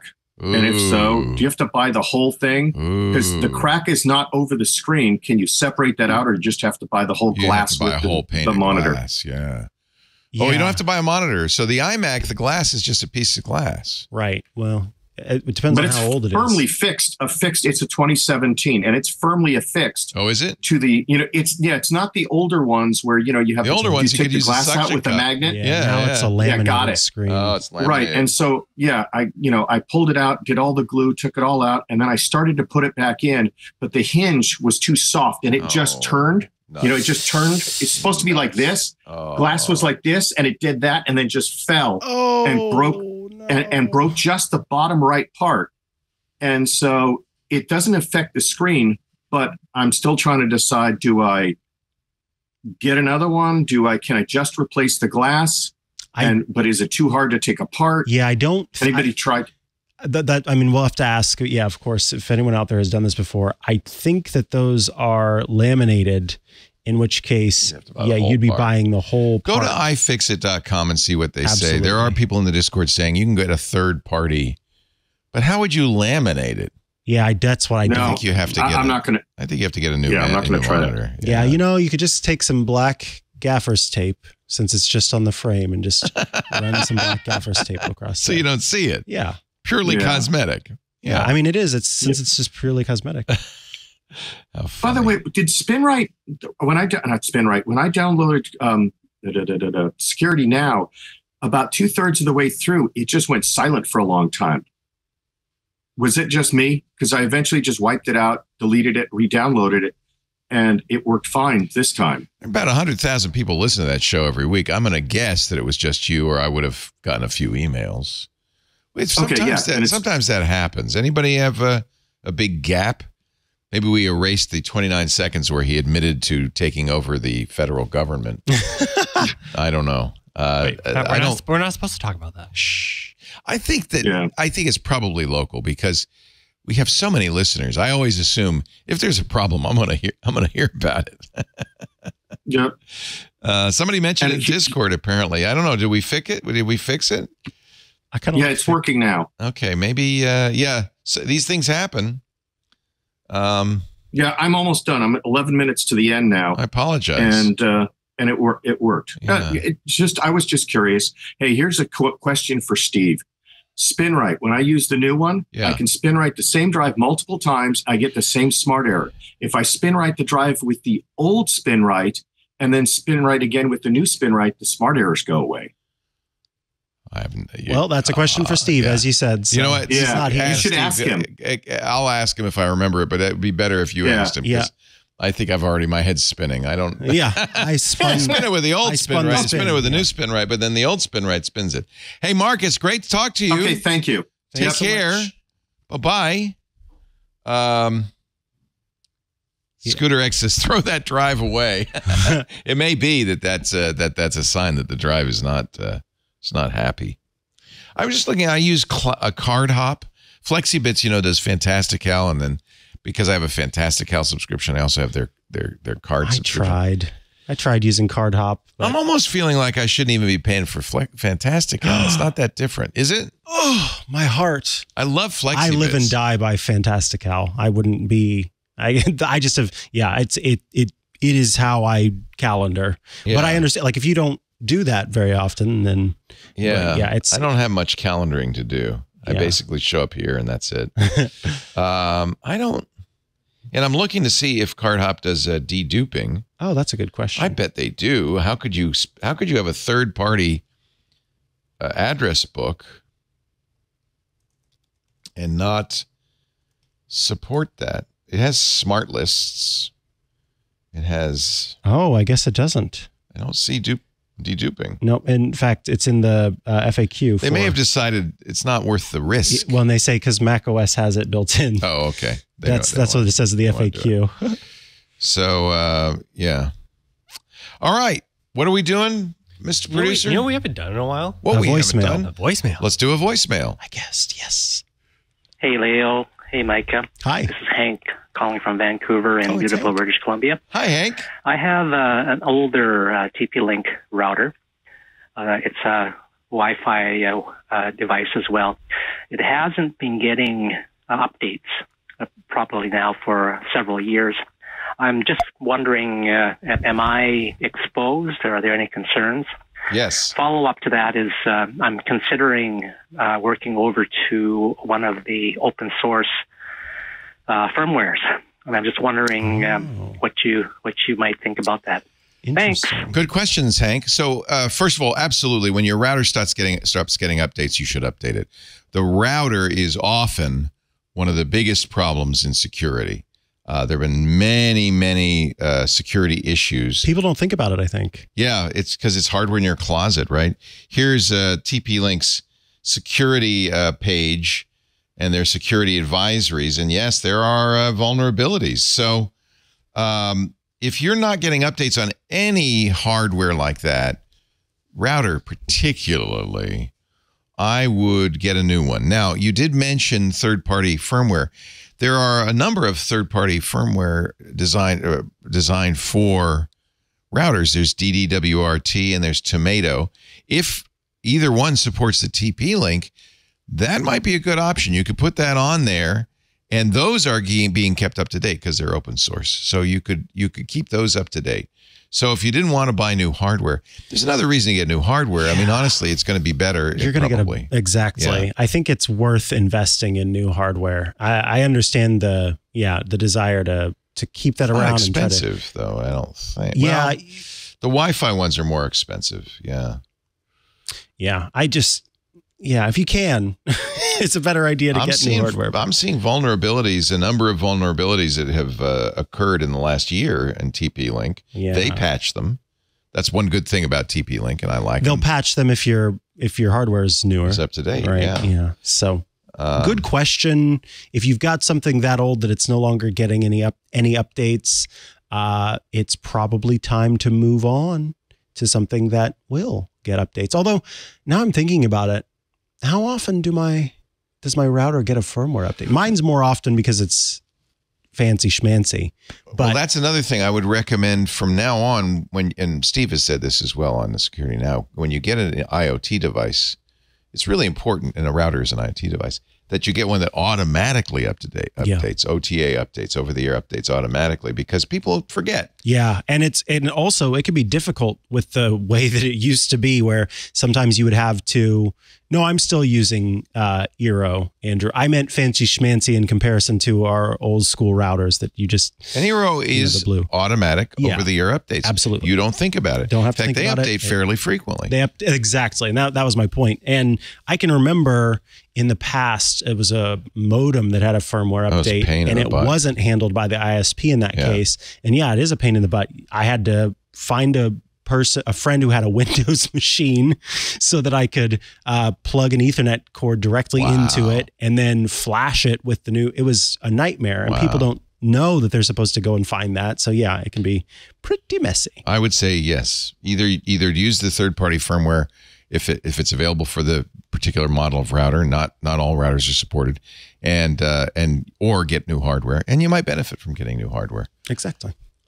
I have a constant running fight with our chat room, Mike B, particularly in our chat room, about whether routers wear out.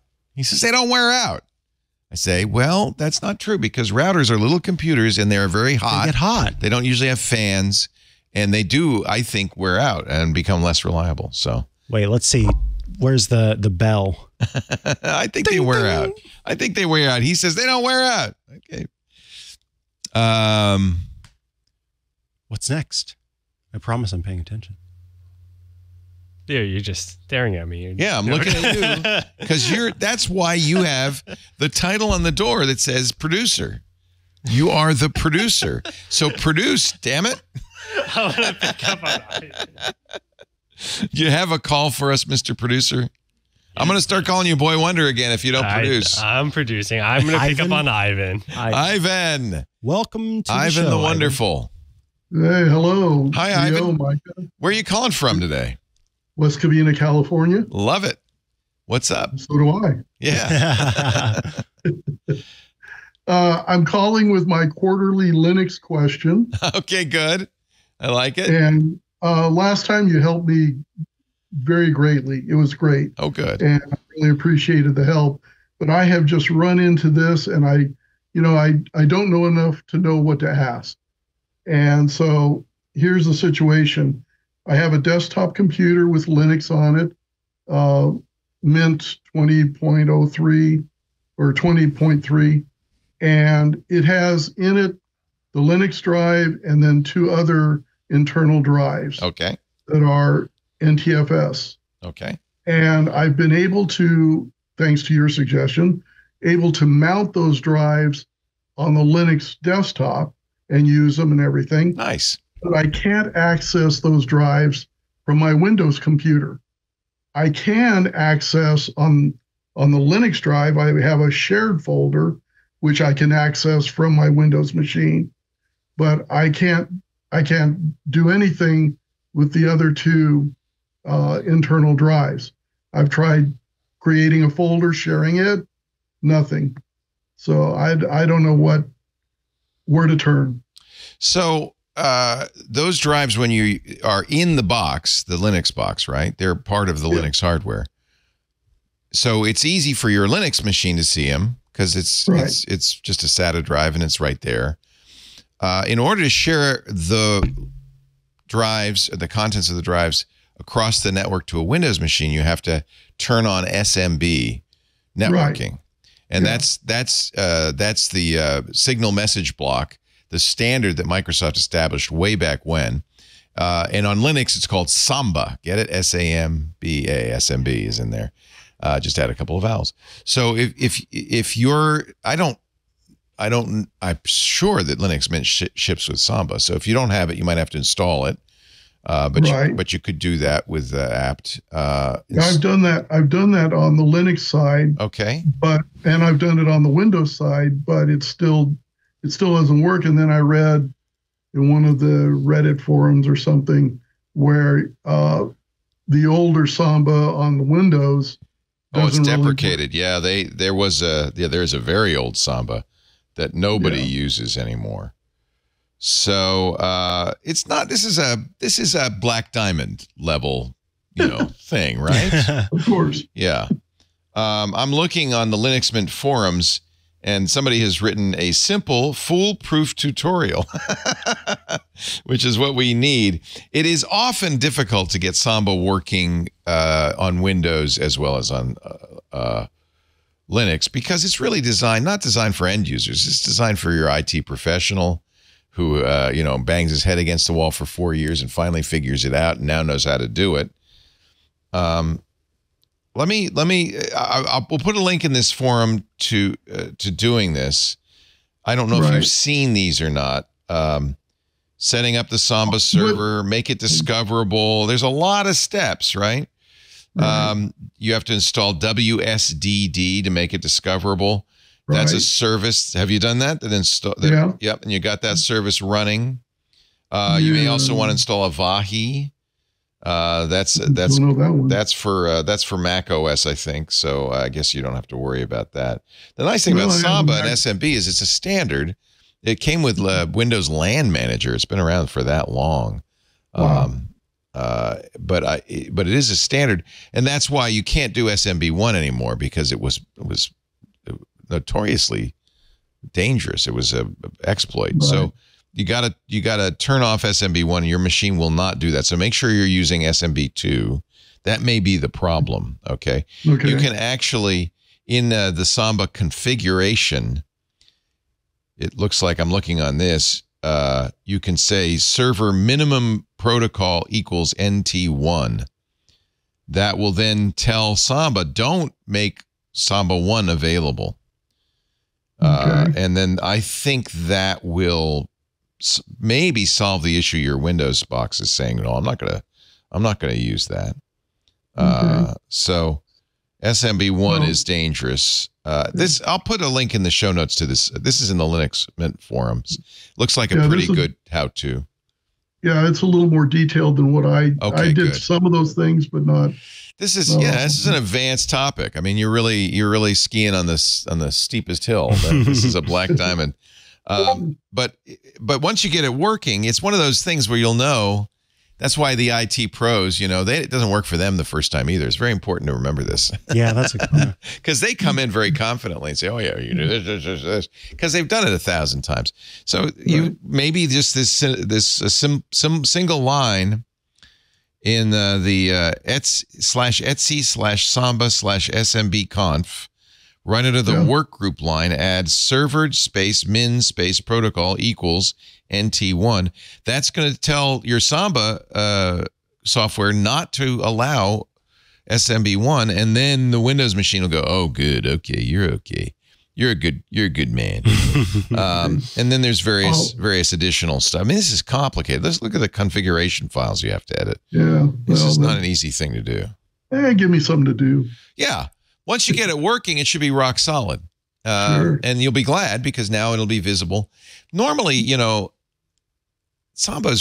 Windows expects you not to be using anything but Windows. I guess those days have started to change, but you're doing something that Microsoft goes, well, I don't know why you'd be using that. Yeah, I always like to stick it to the man. Yeah. This looks like this particular forum post looks like it's going to be one that'll be pretty helpful. So I'll make sure this gets into the show notes for you. A quick follow-up question. Sir. I'm trying to find a Linux user group near me, and even online, and most of the ones that I find don't have an online component, and the closest one is in the Bay Area and in Tennessee. Oh no. So, that's what's happened to user groups now. People don't have it's too bad, because I really used to love going. You'd go once a month to the Berkeley Macintosh users group or the Homebrew Computer Club, and you'd go down and it'd be in an auditorium at HP or somewhere, and it'd be 100 other people all suffering the same travails, and you could raise your hand and say, I can't get my Samba working. And there'd be some guy come over and say, well, let me talk to you. Or they'd have demonstrations from companies. Woz would come in and say, I've just built this thing called the Apple I. Would anybody like to buy the pieces? And those were the days. But really, it's changed a lot. User groups. One of the things that happened, they became they grayed out, like you and me. Yeah. It's older people who want to do this. A lot of them have gone online, though. So if you look for LUGs, Linux user groups online, I wonder if there is a directory somewhere. Surely. You might have to go online. I don't think you know. Well, that's fine. I just trying to find it. I mean, I used Meetup to try to find some, and Linux.org has created a LUG directory, and any Linux users group worth its salt ought to be in the LUG directory. So I would go to Linux.org and search for a Linux user group in your neck of the woods. Well, I really appreciate the information and the help. Sure. This is one of those things where I think we're kind of like a user group. I always thought the radio show was a user group of the air, you know, that because we don't have these places we can go and get together. By the way, there was always a librarian, and you remember this, in the back of the hall who had a stack of floppy disks, right? Oh, remember that? Cool. Shareware, and you'd go and you say, like a card catalog. Yeah, you remember that? Yeah. We're old timers now. Things have changed. And incidentally, it's not because things are easier than they ever were. It is a little bit because computing has become infrastructure. It's just kind of in the background all the time. But I think honestly that people Micah's age and younger, it's no longer a hobby, right? So the user groups are kind of like a hobbyist group, you know, like remember, we still have it out here in Northern California, car clubs where people, you know, cars and coffee is a popular weekend activity where you go take your car that you fixed up and you drive to some parking lot and 30 guys will come with their fixed up old hot rods. They'll have cars and coffee. They still do it every weekend in our area. But that's pretty old school. That's like American Graffiti 50s stuff, right? Well, we're rapidly becoming like that with computing, I think. Well, I run an Adobe user group, and there you go. You know, exactly that. Do you do it online? Yeah, we're only online. We used to be in person, and then we moved to online with the pandemic, and just makes it so much easier to get speakers and people in to do demonstrations and such by doing it online. That's the thing that has changed. At least we can do that. I miss the fraternal. You can't have coffee when you're online, right? I miss that, but that's, you know, the way of the world. Go to linux.org. They have a group directory. You know, there's a whole section here. And honestly, if you're a user group and you're not in this directory, go in there. You'll see you can narrow it down to in-person, online, and online only. But in the in-person category, there's only 4. One's in Beijing. One's in Philly. One's in UCLA. And one's at Rensselaer. So that's the 4. Actually, what's weird is there's only one online, and that's the Central Iowa Linux Users Group. So maybe there just aren't that many around anymore. Don't forget our show. I hope you listen on Saturdays to the Untitled Linux Show. Jonathan Bennett. Oh, yeah, that's another opportunity. Yeah. Didn't know about that. Oh, that's the place to go. That's my gosh. Got its own built-in little user group. You got to be a club member. Yeah, okay. Join the club. $7 a month. But that is really a Linux users group. Yeah, as close as you can get. And it's fun. And you go in the Discord. Responsive with one another. And the Discord has a whole Linux section because of that. So yeah, that's true. There's a user group there in the Discord. Yeah. I think it's worth joining the club for stuff like that. Sure. I'm very proud of the Untitled Linux Show. I really like what they do. They've done 137 episodes now. Can you believe that? Holy moly. That'll keep me busy. Yeah. Yeah. And all of this, I mean, if you called in and you asked Jonathan and company about, Samba, they'd be able to answer it much better than I would. Take it and run with it. Yeah.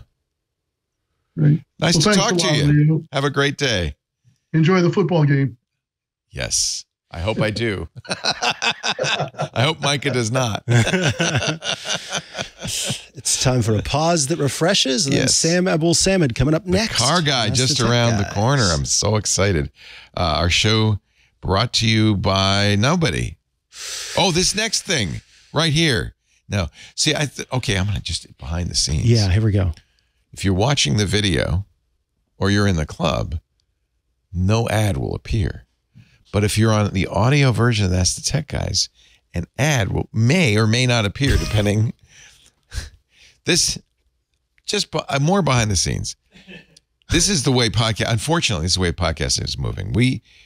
We pioneered in 2005 the idea of what we call host-read ads. In fact, Lisa has a show called Host-Read Ads, which I got from my days working in radio. You remember? I'm Paul Harvey for the Bose Wave Radio. This was something we and even farther back, Arthur Godfrey, or if you watched the Johnny Carson show, Ed McMahon would come out with a dog and a can of Alpo. Host-read ads are a very old school style of advertising that I happen to really like because I think it's a more personal way of, and we pick the sponsors and I can talk about them. And I think it's a better way to do advertising. It's also features and benefit driven as opposed to, guilt or embarrassment driven. So I like it. But unfortunately, advertisers never did really like it. It costs more and we're picky. And so advertising is going back, I think, on podcasting is going back to the way it's been for years on TV and radio, which is instead of pausing the show and a host talks to you about something, they stop the show and then stick something in that's completely unrelated, and then a minute later you come back. That's called direct ad insertion. And it's how every other form of media, TV and radio, that's how they do it. We were kind of old school. And unfortunately, that's really the future. The other unfortunate is the costs of those ads are necessarily much lower. So the revenue goes way down. I refuse to sell 19 minutes of ads per hour like radio does. So we can't make as much money. It really cuts the amount of money we make in half. That's why we've been pushing the club.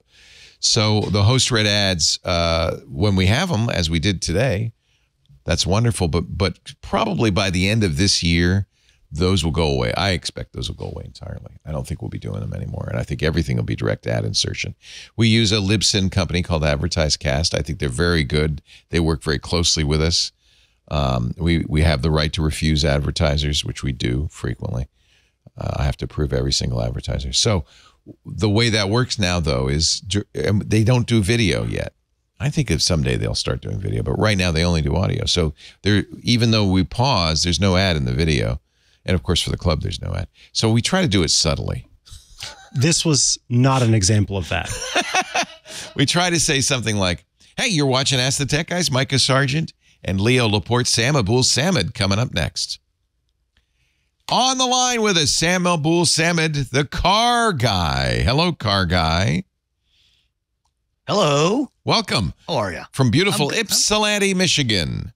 It is beautiful today. The sun is shining. The temperature's, I think, about 40 degrees right now. So, not bad. I was talking about that with my friends yesterday. We went on a hike out to the Point Reyes Lighthouse. Oh, fun. And we're going, oh, it's so cold. It's 48 degrees. Oh, it's freezing.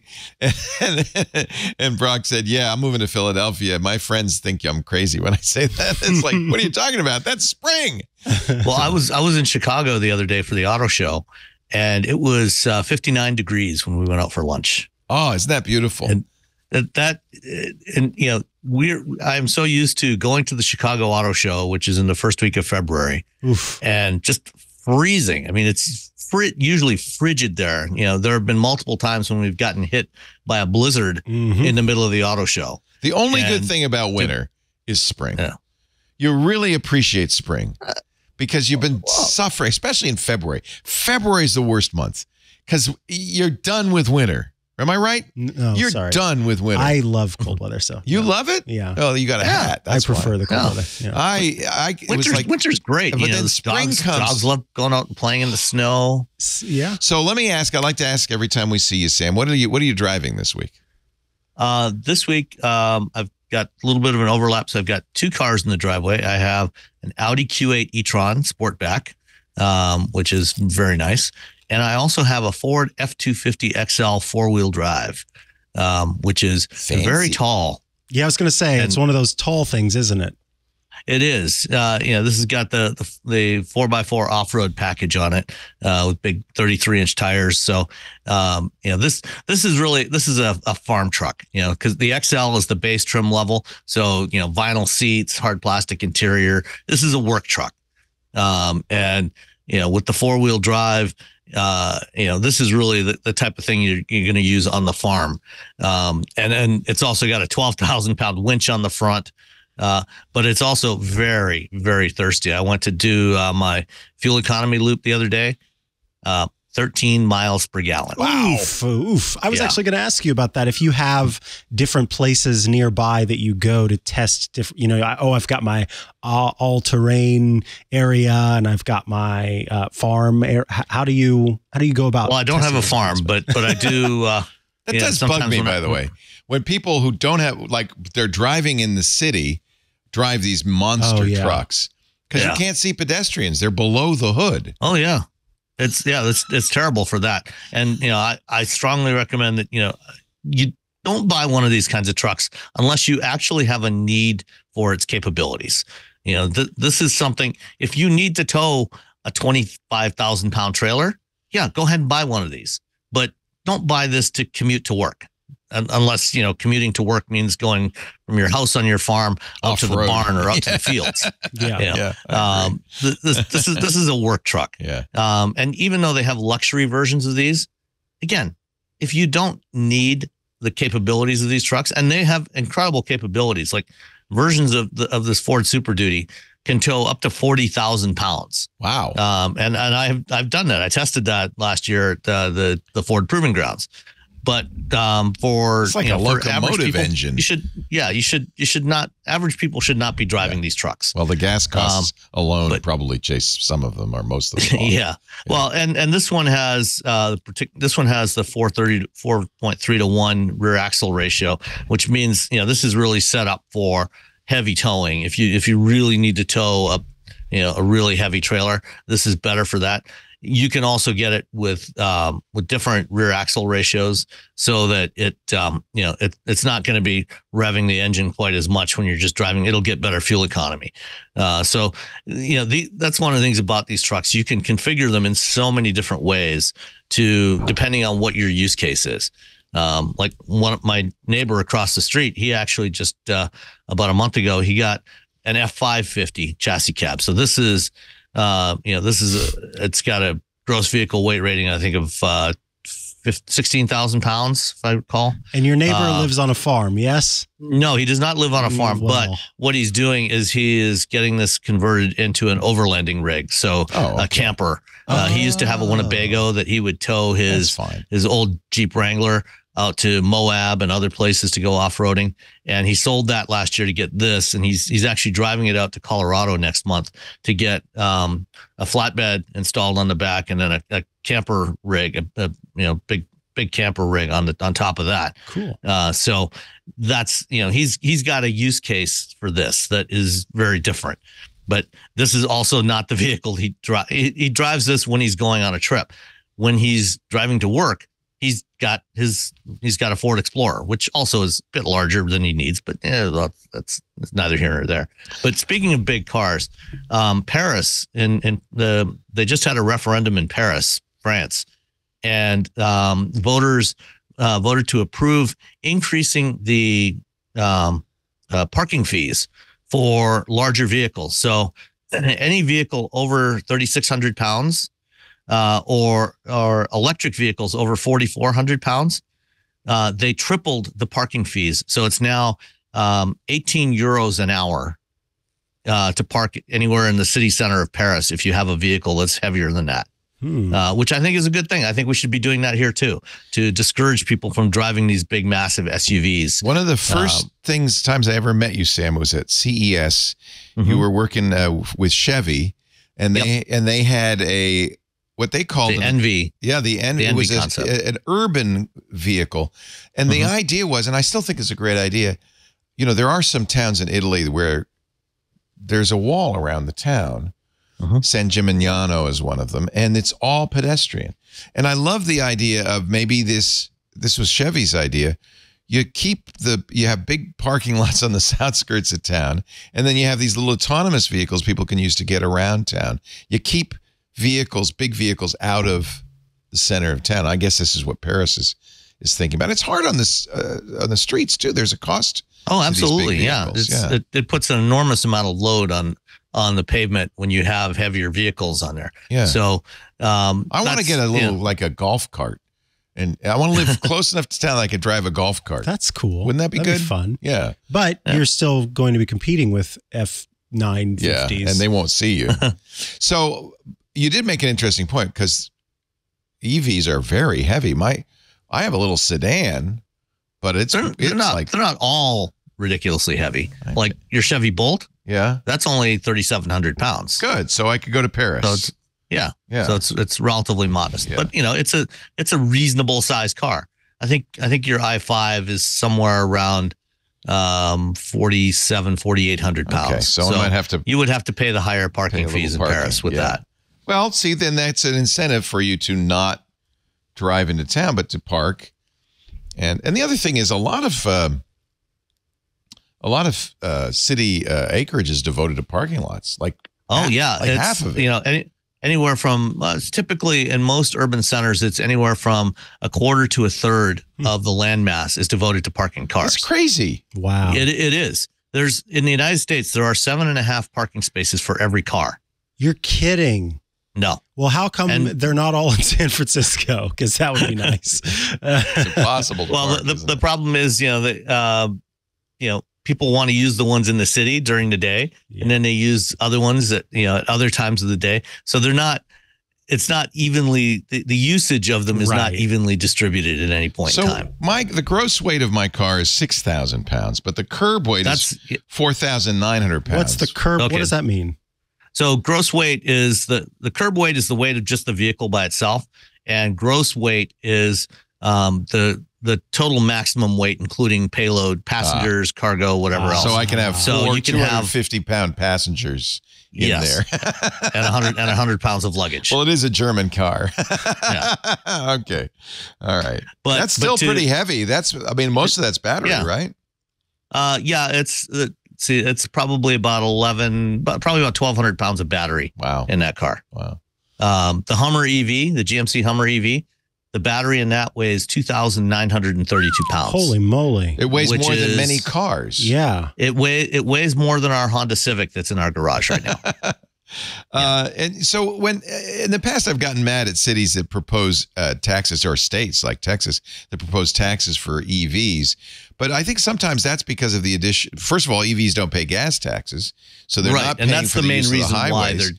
And EVs do some damage to these highways. Of course, big trucks do more damage, but still, I think that's not unreasonable.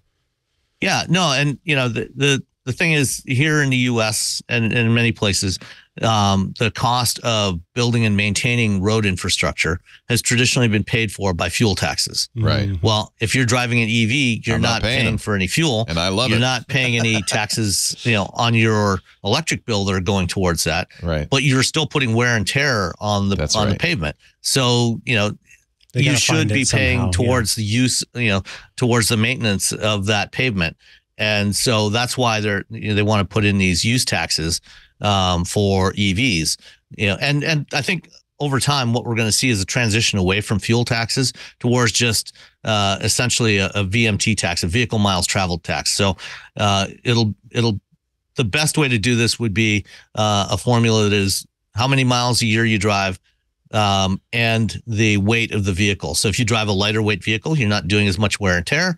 You shouldn't pay as much if you're doing a larger vehicle. And that kind of is what happens now with fuel taxes, because a larger, heavier vehicle uses more fuel. So you're going to pay more fuel taxes. So we've got to find a formula for that to pay for roads if we're going to continue using EVs. Yep.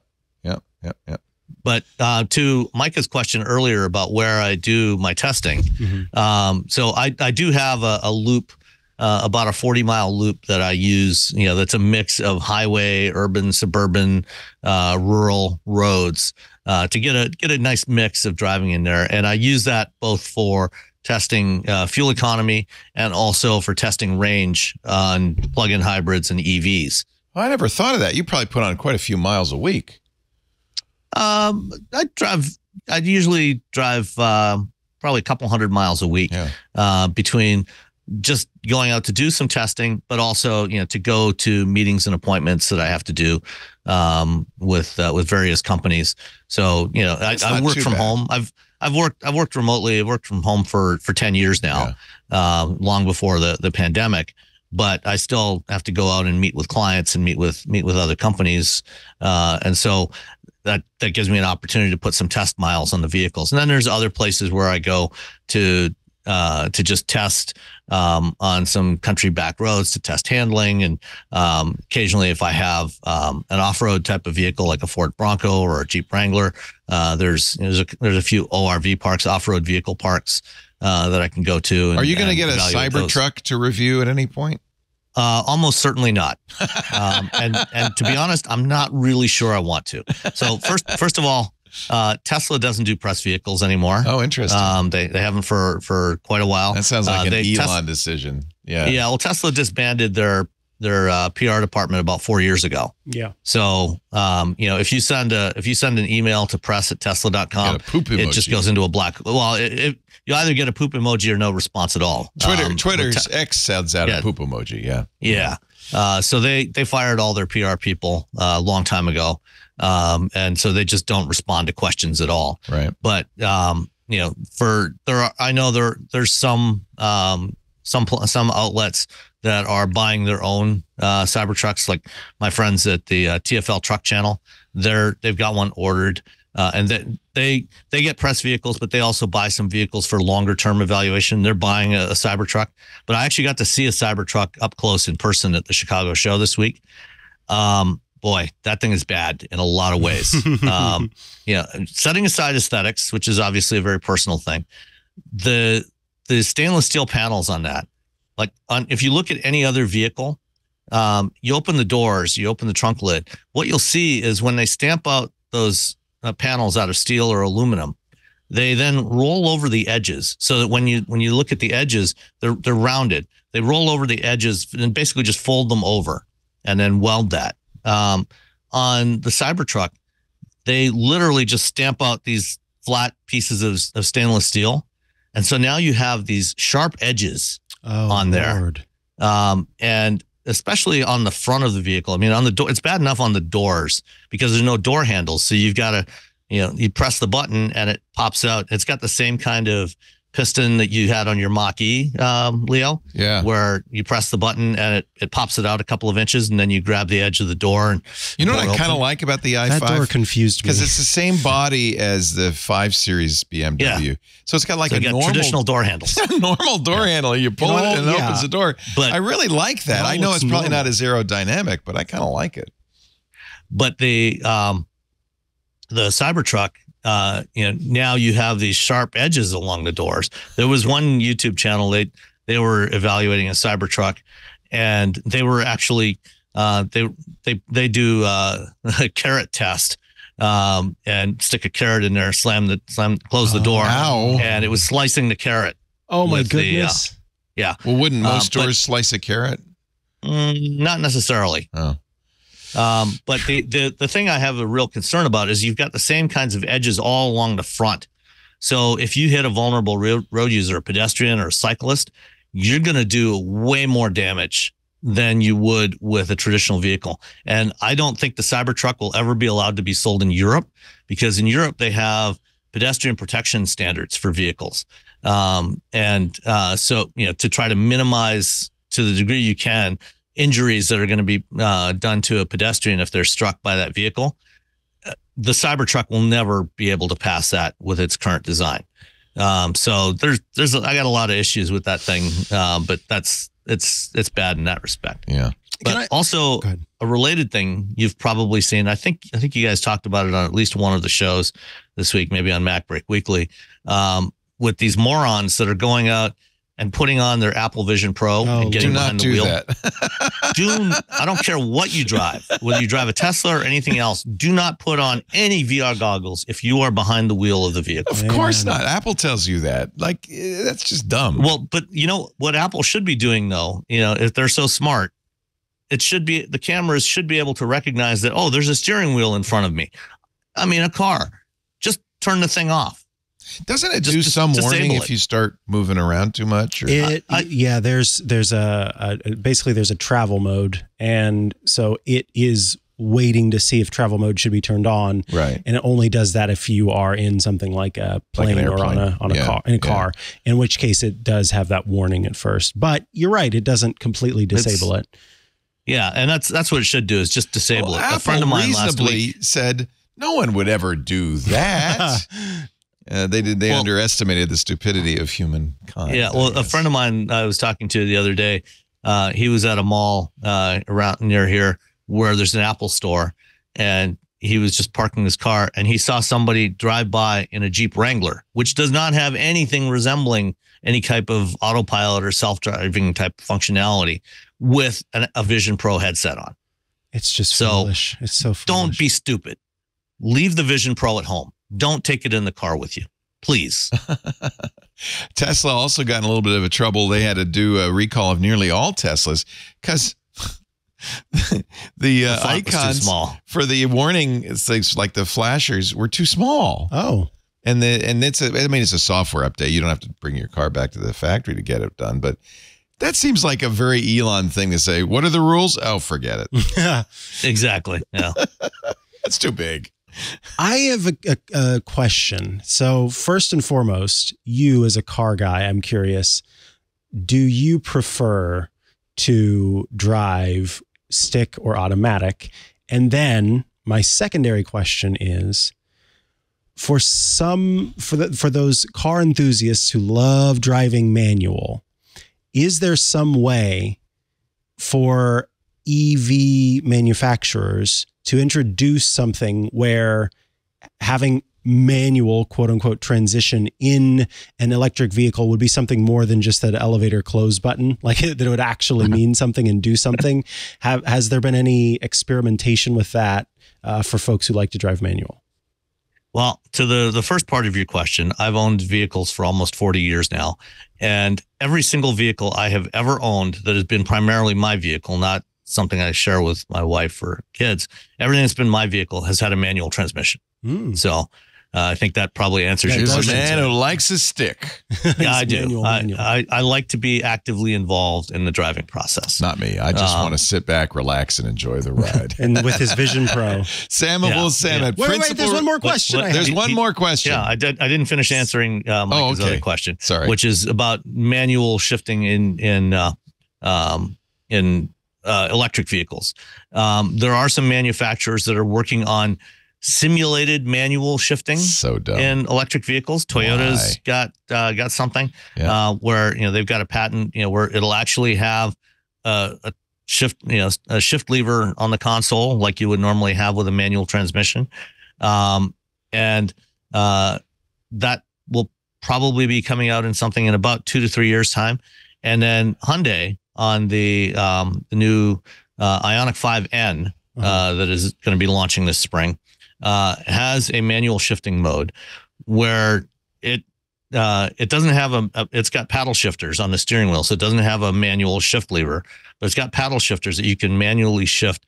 And what it does is it interrupts the torque delivery from the electric motors momentarily, like you would get when you're declutching and releasing the clutch pedal. So it gives you that feeling of manually shifting. Tim Stevens in Ars Technica wrote, it makes no sense, but it's so much fun. Yeah. Well, and this is the thing that the engineers from Hyundai told me, said, people that like to drive like to have that kind of feedback. Right. And when you're driving fast, you're used to hearing the certain types of feedback, the sounds, the acceleration, or the momentary interruption of acceleration when you're shifting, and it helps you keep track of what's going on. Yeah. So you're not feeling quite so disconnected from the car. More engaged driving. But it's a simulation. It's a simulation. Yeah. It's not actually doing anything. Tim writes, clutch to the floor. I slotted into first gear, then eased back off the clutch with a bit of throttle. I pulled smoothly away. This is a Toyota one. Too smoothly to really test the system. So I stopped to try it again. Clutch at first gear. I dropped the clutch just to see what would happen. The car lurched And then it stalled.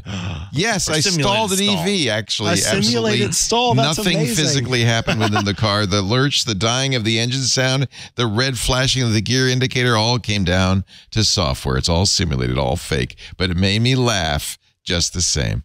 Well, you guys are dinosaurs. It is. You guys are dinosaurs. It'll fade out. And then we can drive our young cars guys like Micah humans. come up behind us, they won't care. Yeah, they don't care if you're having fun with your simulated stalling. That's honestly, for folks who like it, again, especially if it makes you more engaged in the act of driving. Paying attention. Yeah, I'm not against that. Yeah. Cool. Thank you for answering those questions. My heads-up display is making me do math sums. That would be good. No, I don't want that either. Sam Abuelsamid, principal researcher, Guidehouse Insights, and of course he does the Wheel Bearings podcast with Nicole and Robbie. Wheelbearings.media, great show if you love cars, if you love this kind of conversation, you will love it. And he joins us from time to time, both on Twitter and on Ask the Tech Guys, and it's always nice to see you, Sam.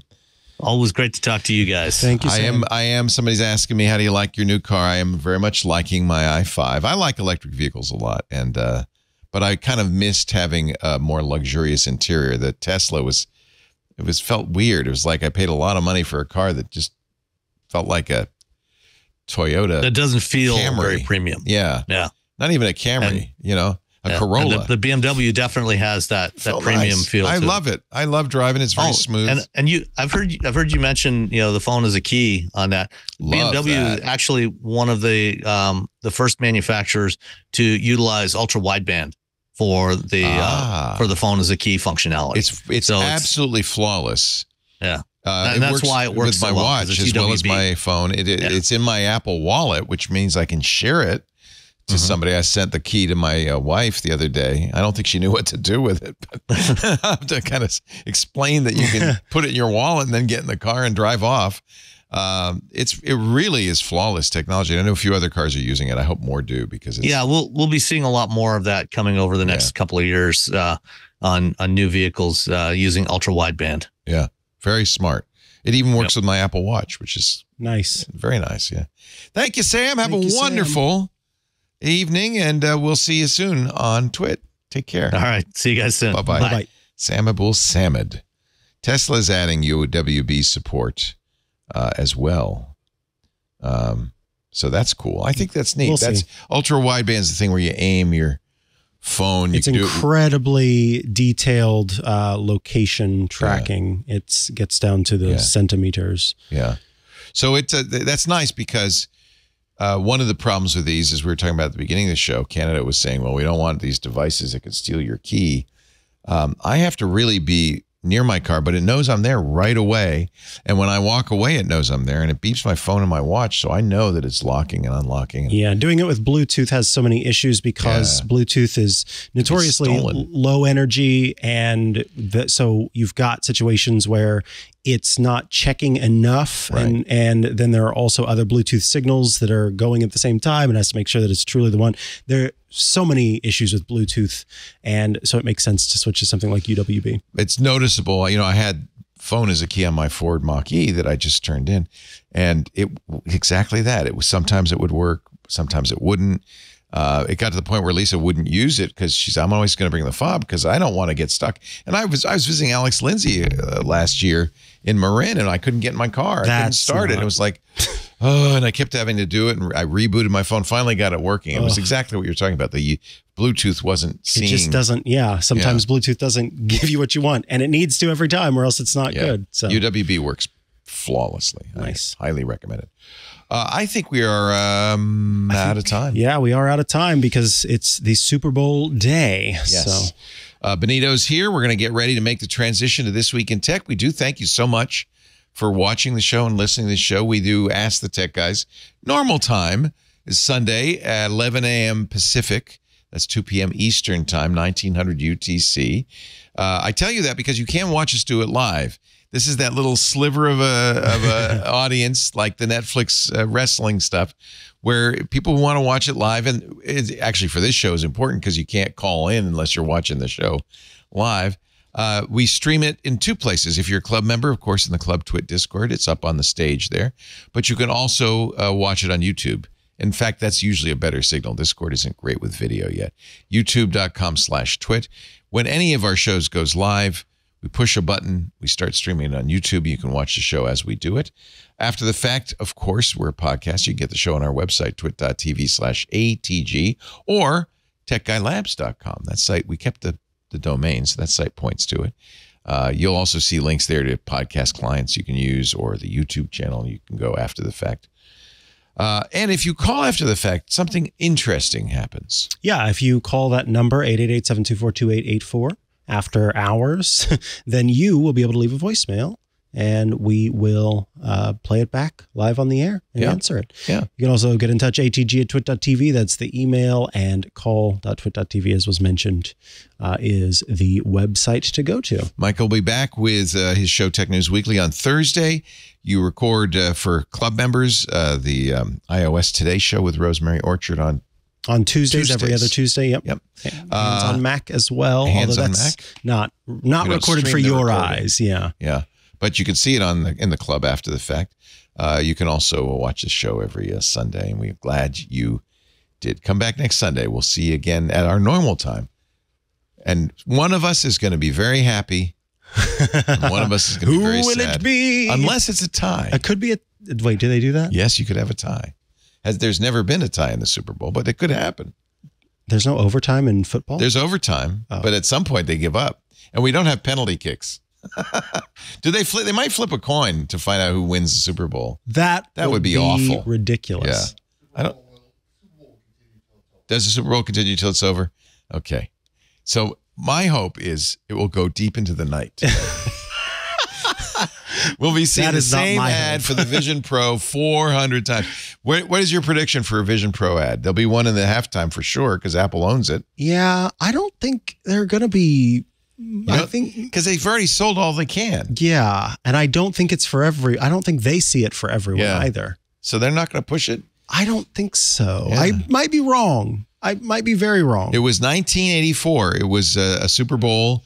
A mere 40 years ago that Apple introduced the Macintosh to the world with a very, very famous compelling ad. Yeah. So there's some history there. We'll see. Thanks for joining us. We'll see you all next time on Ask the Tech Guys. Bye-bye.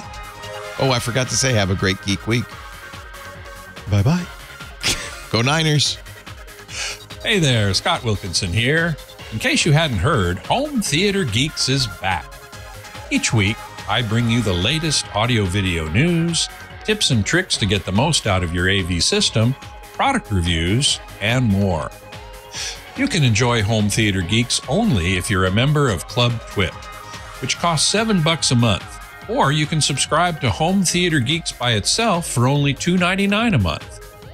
I hope you'll join me for a weekly dose of Home Theater Geekitude.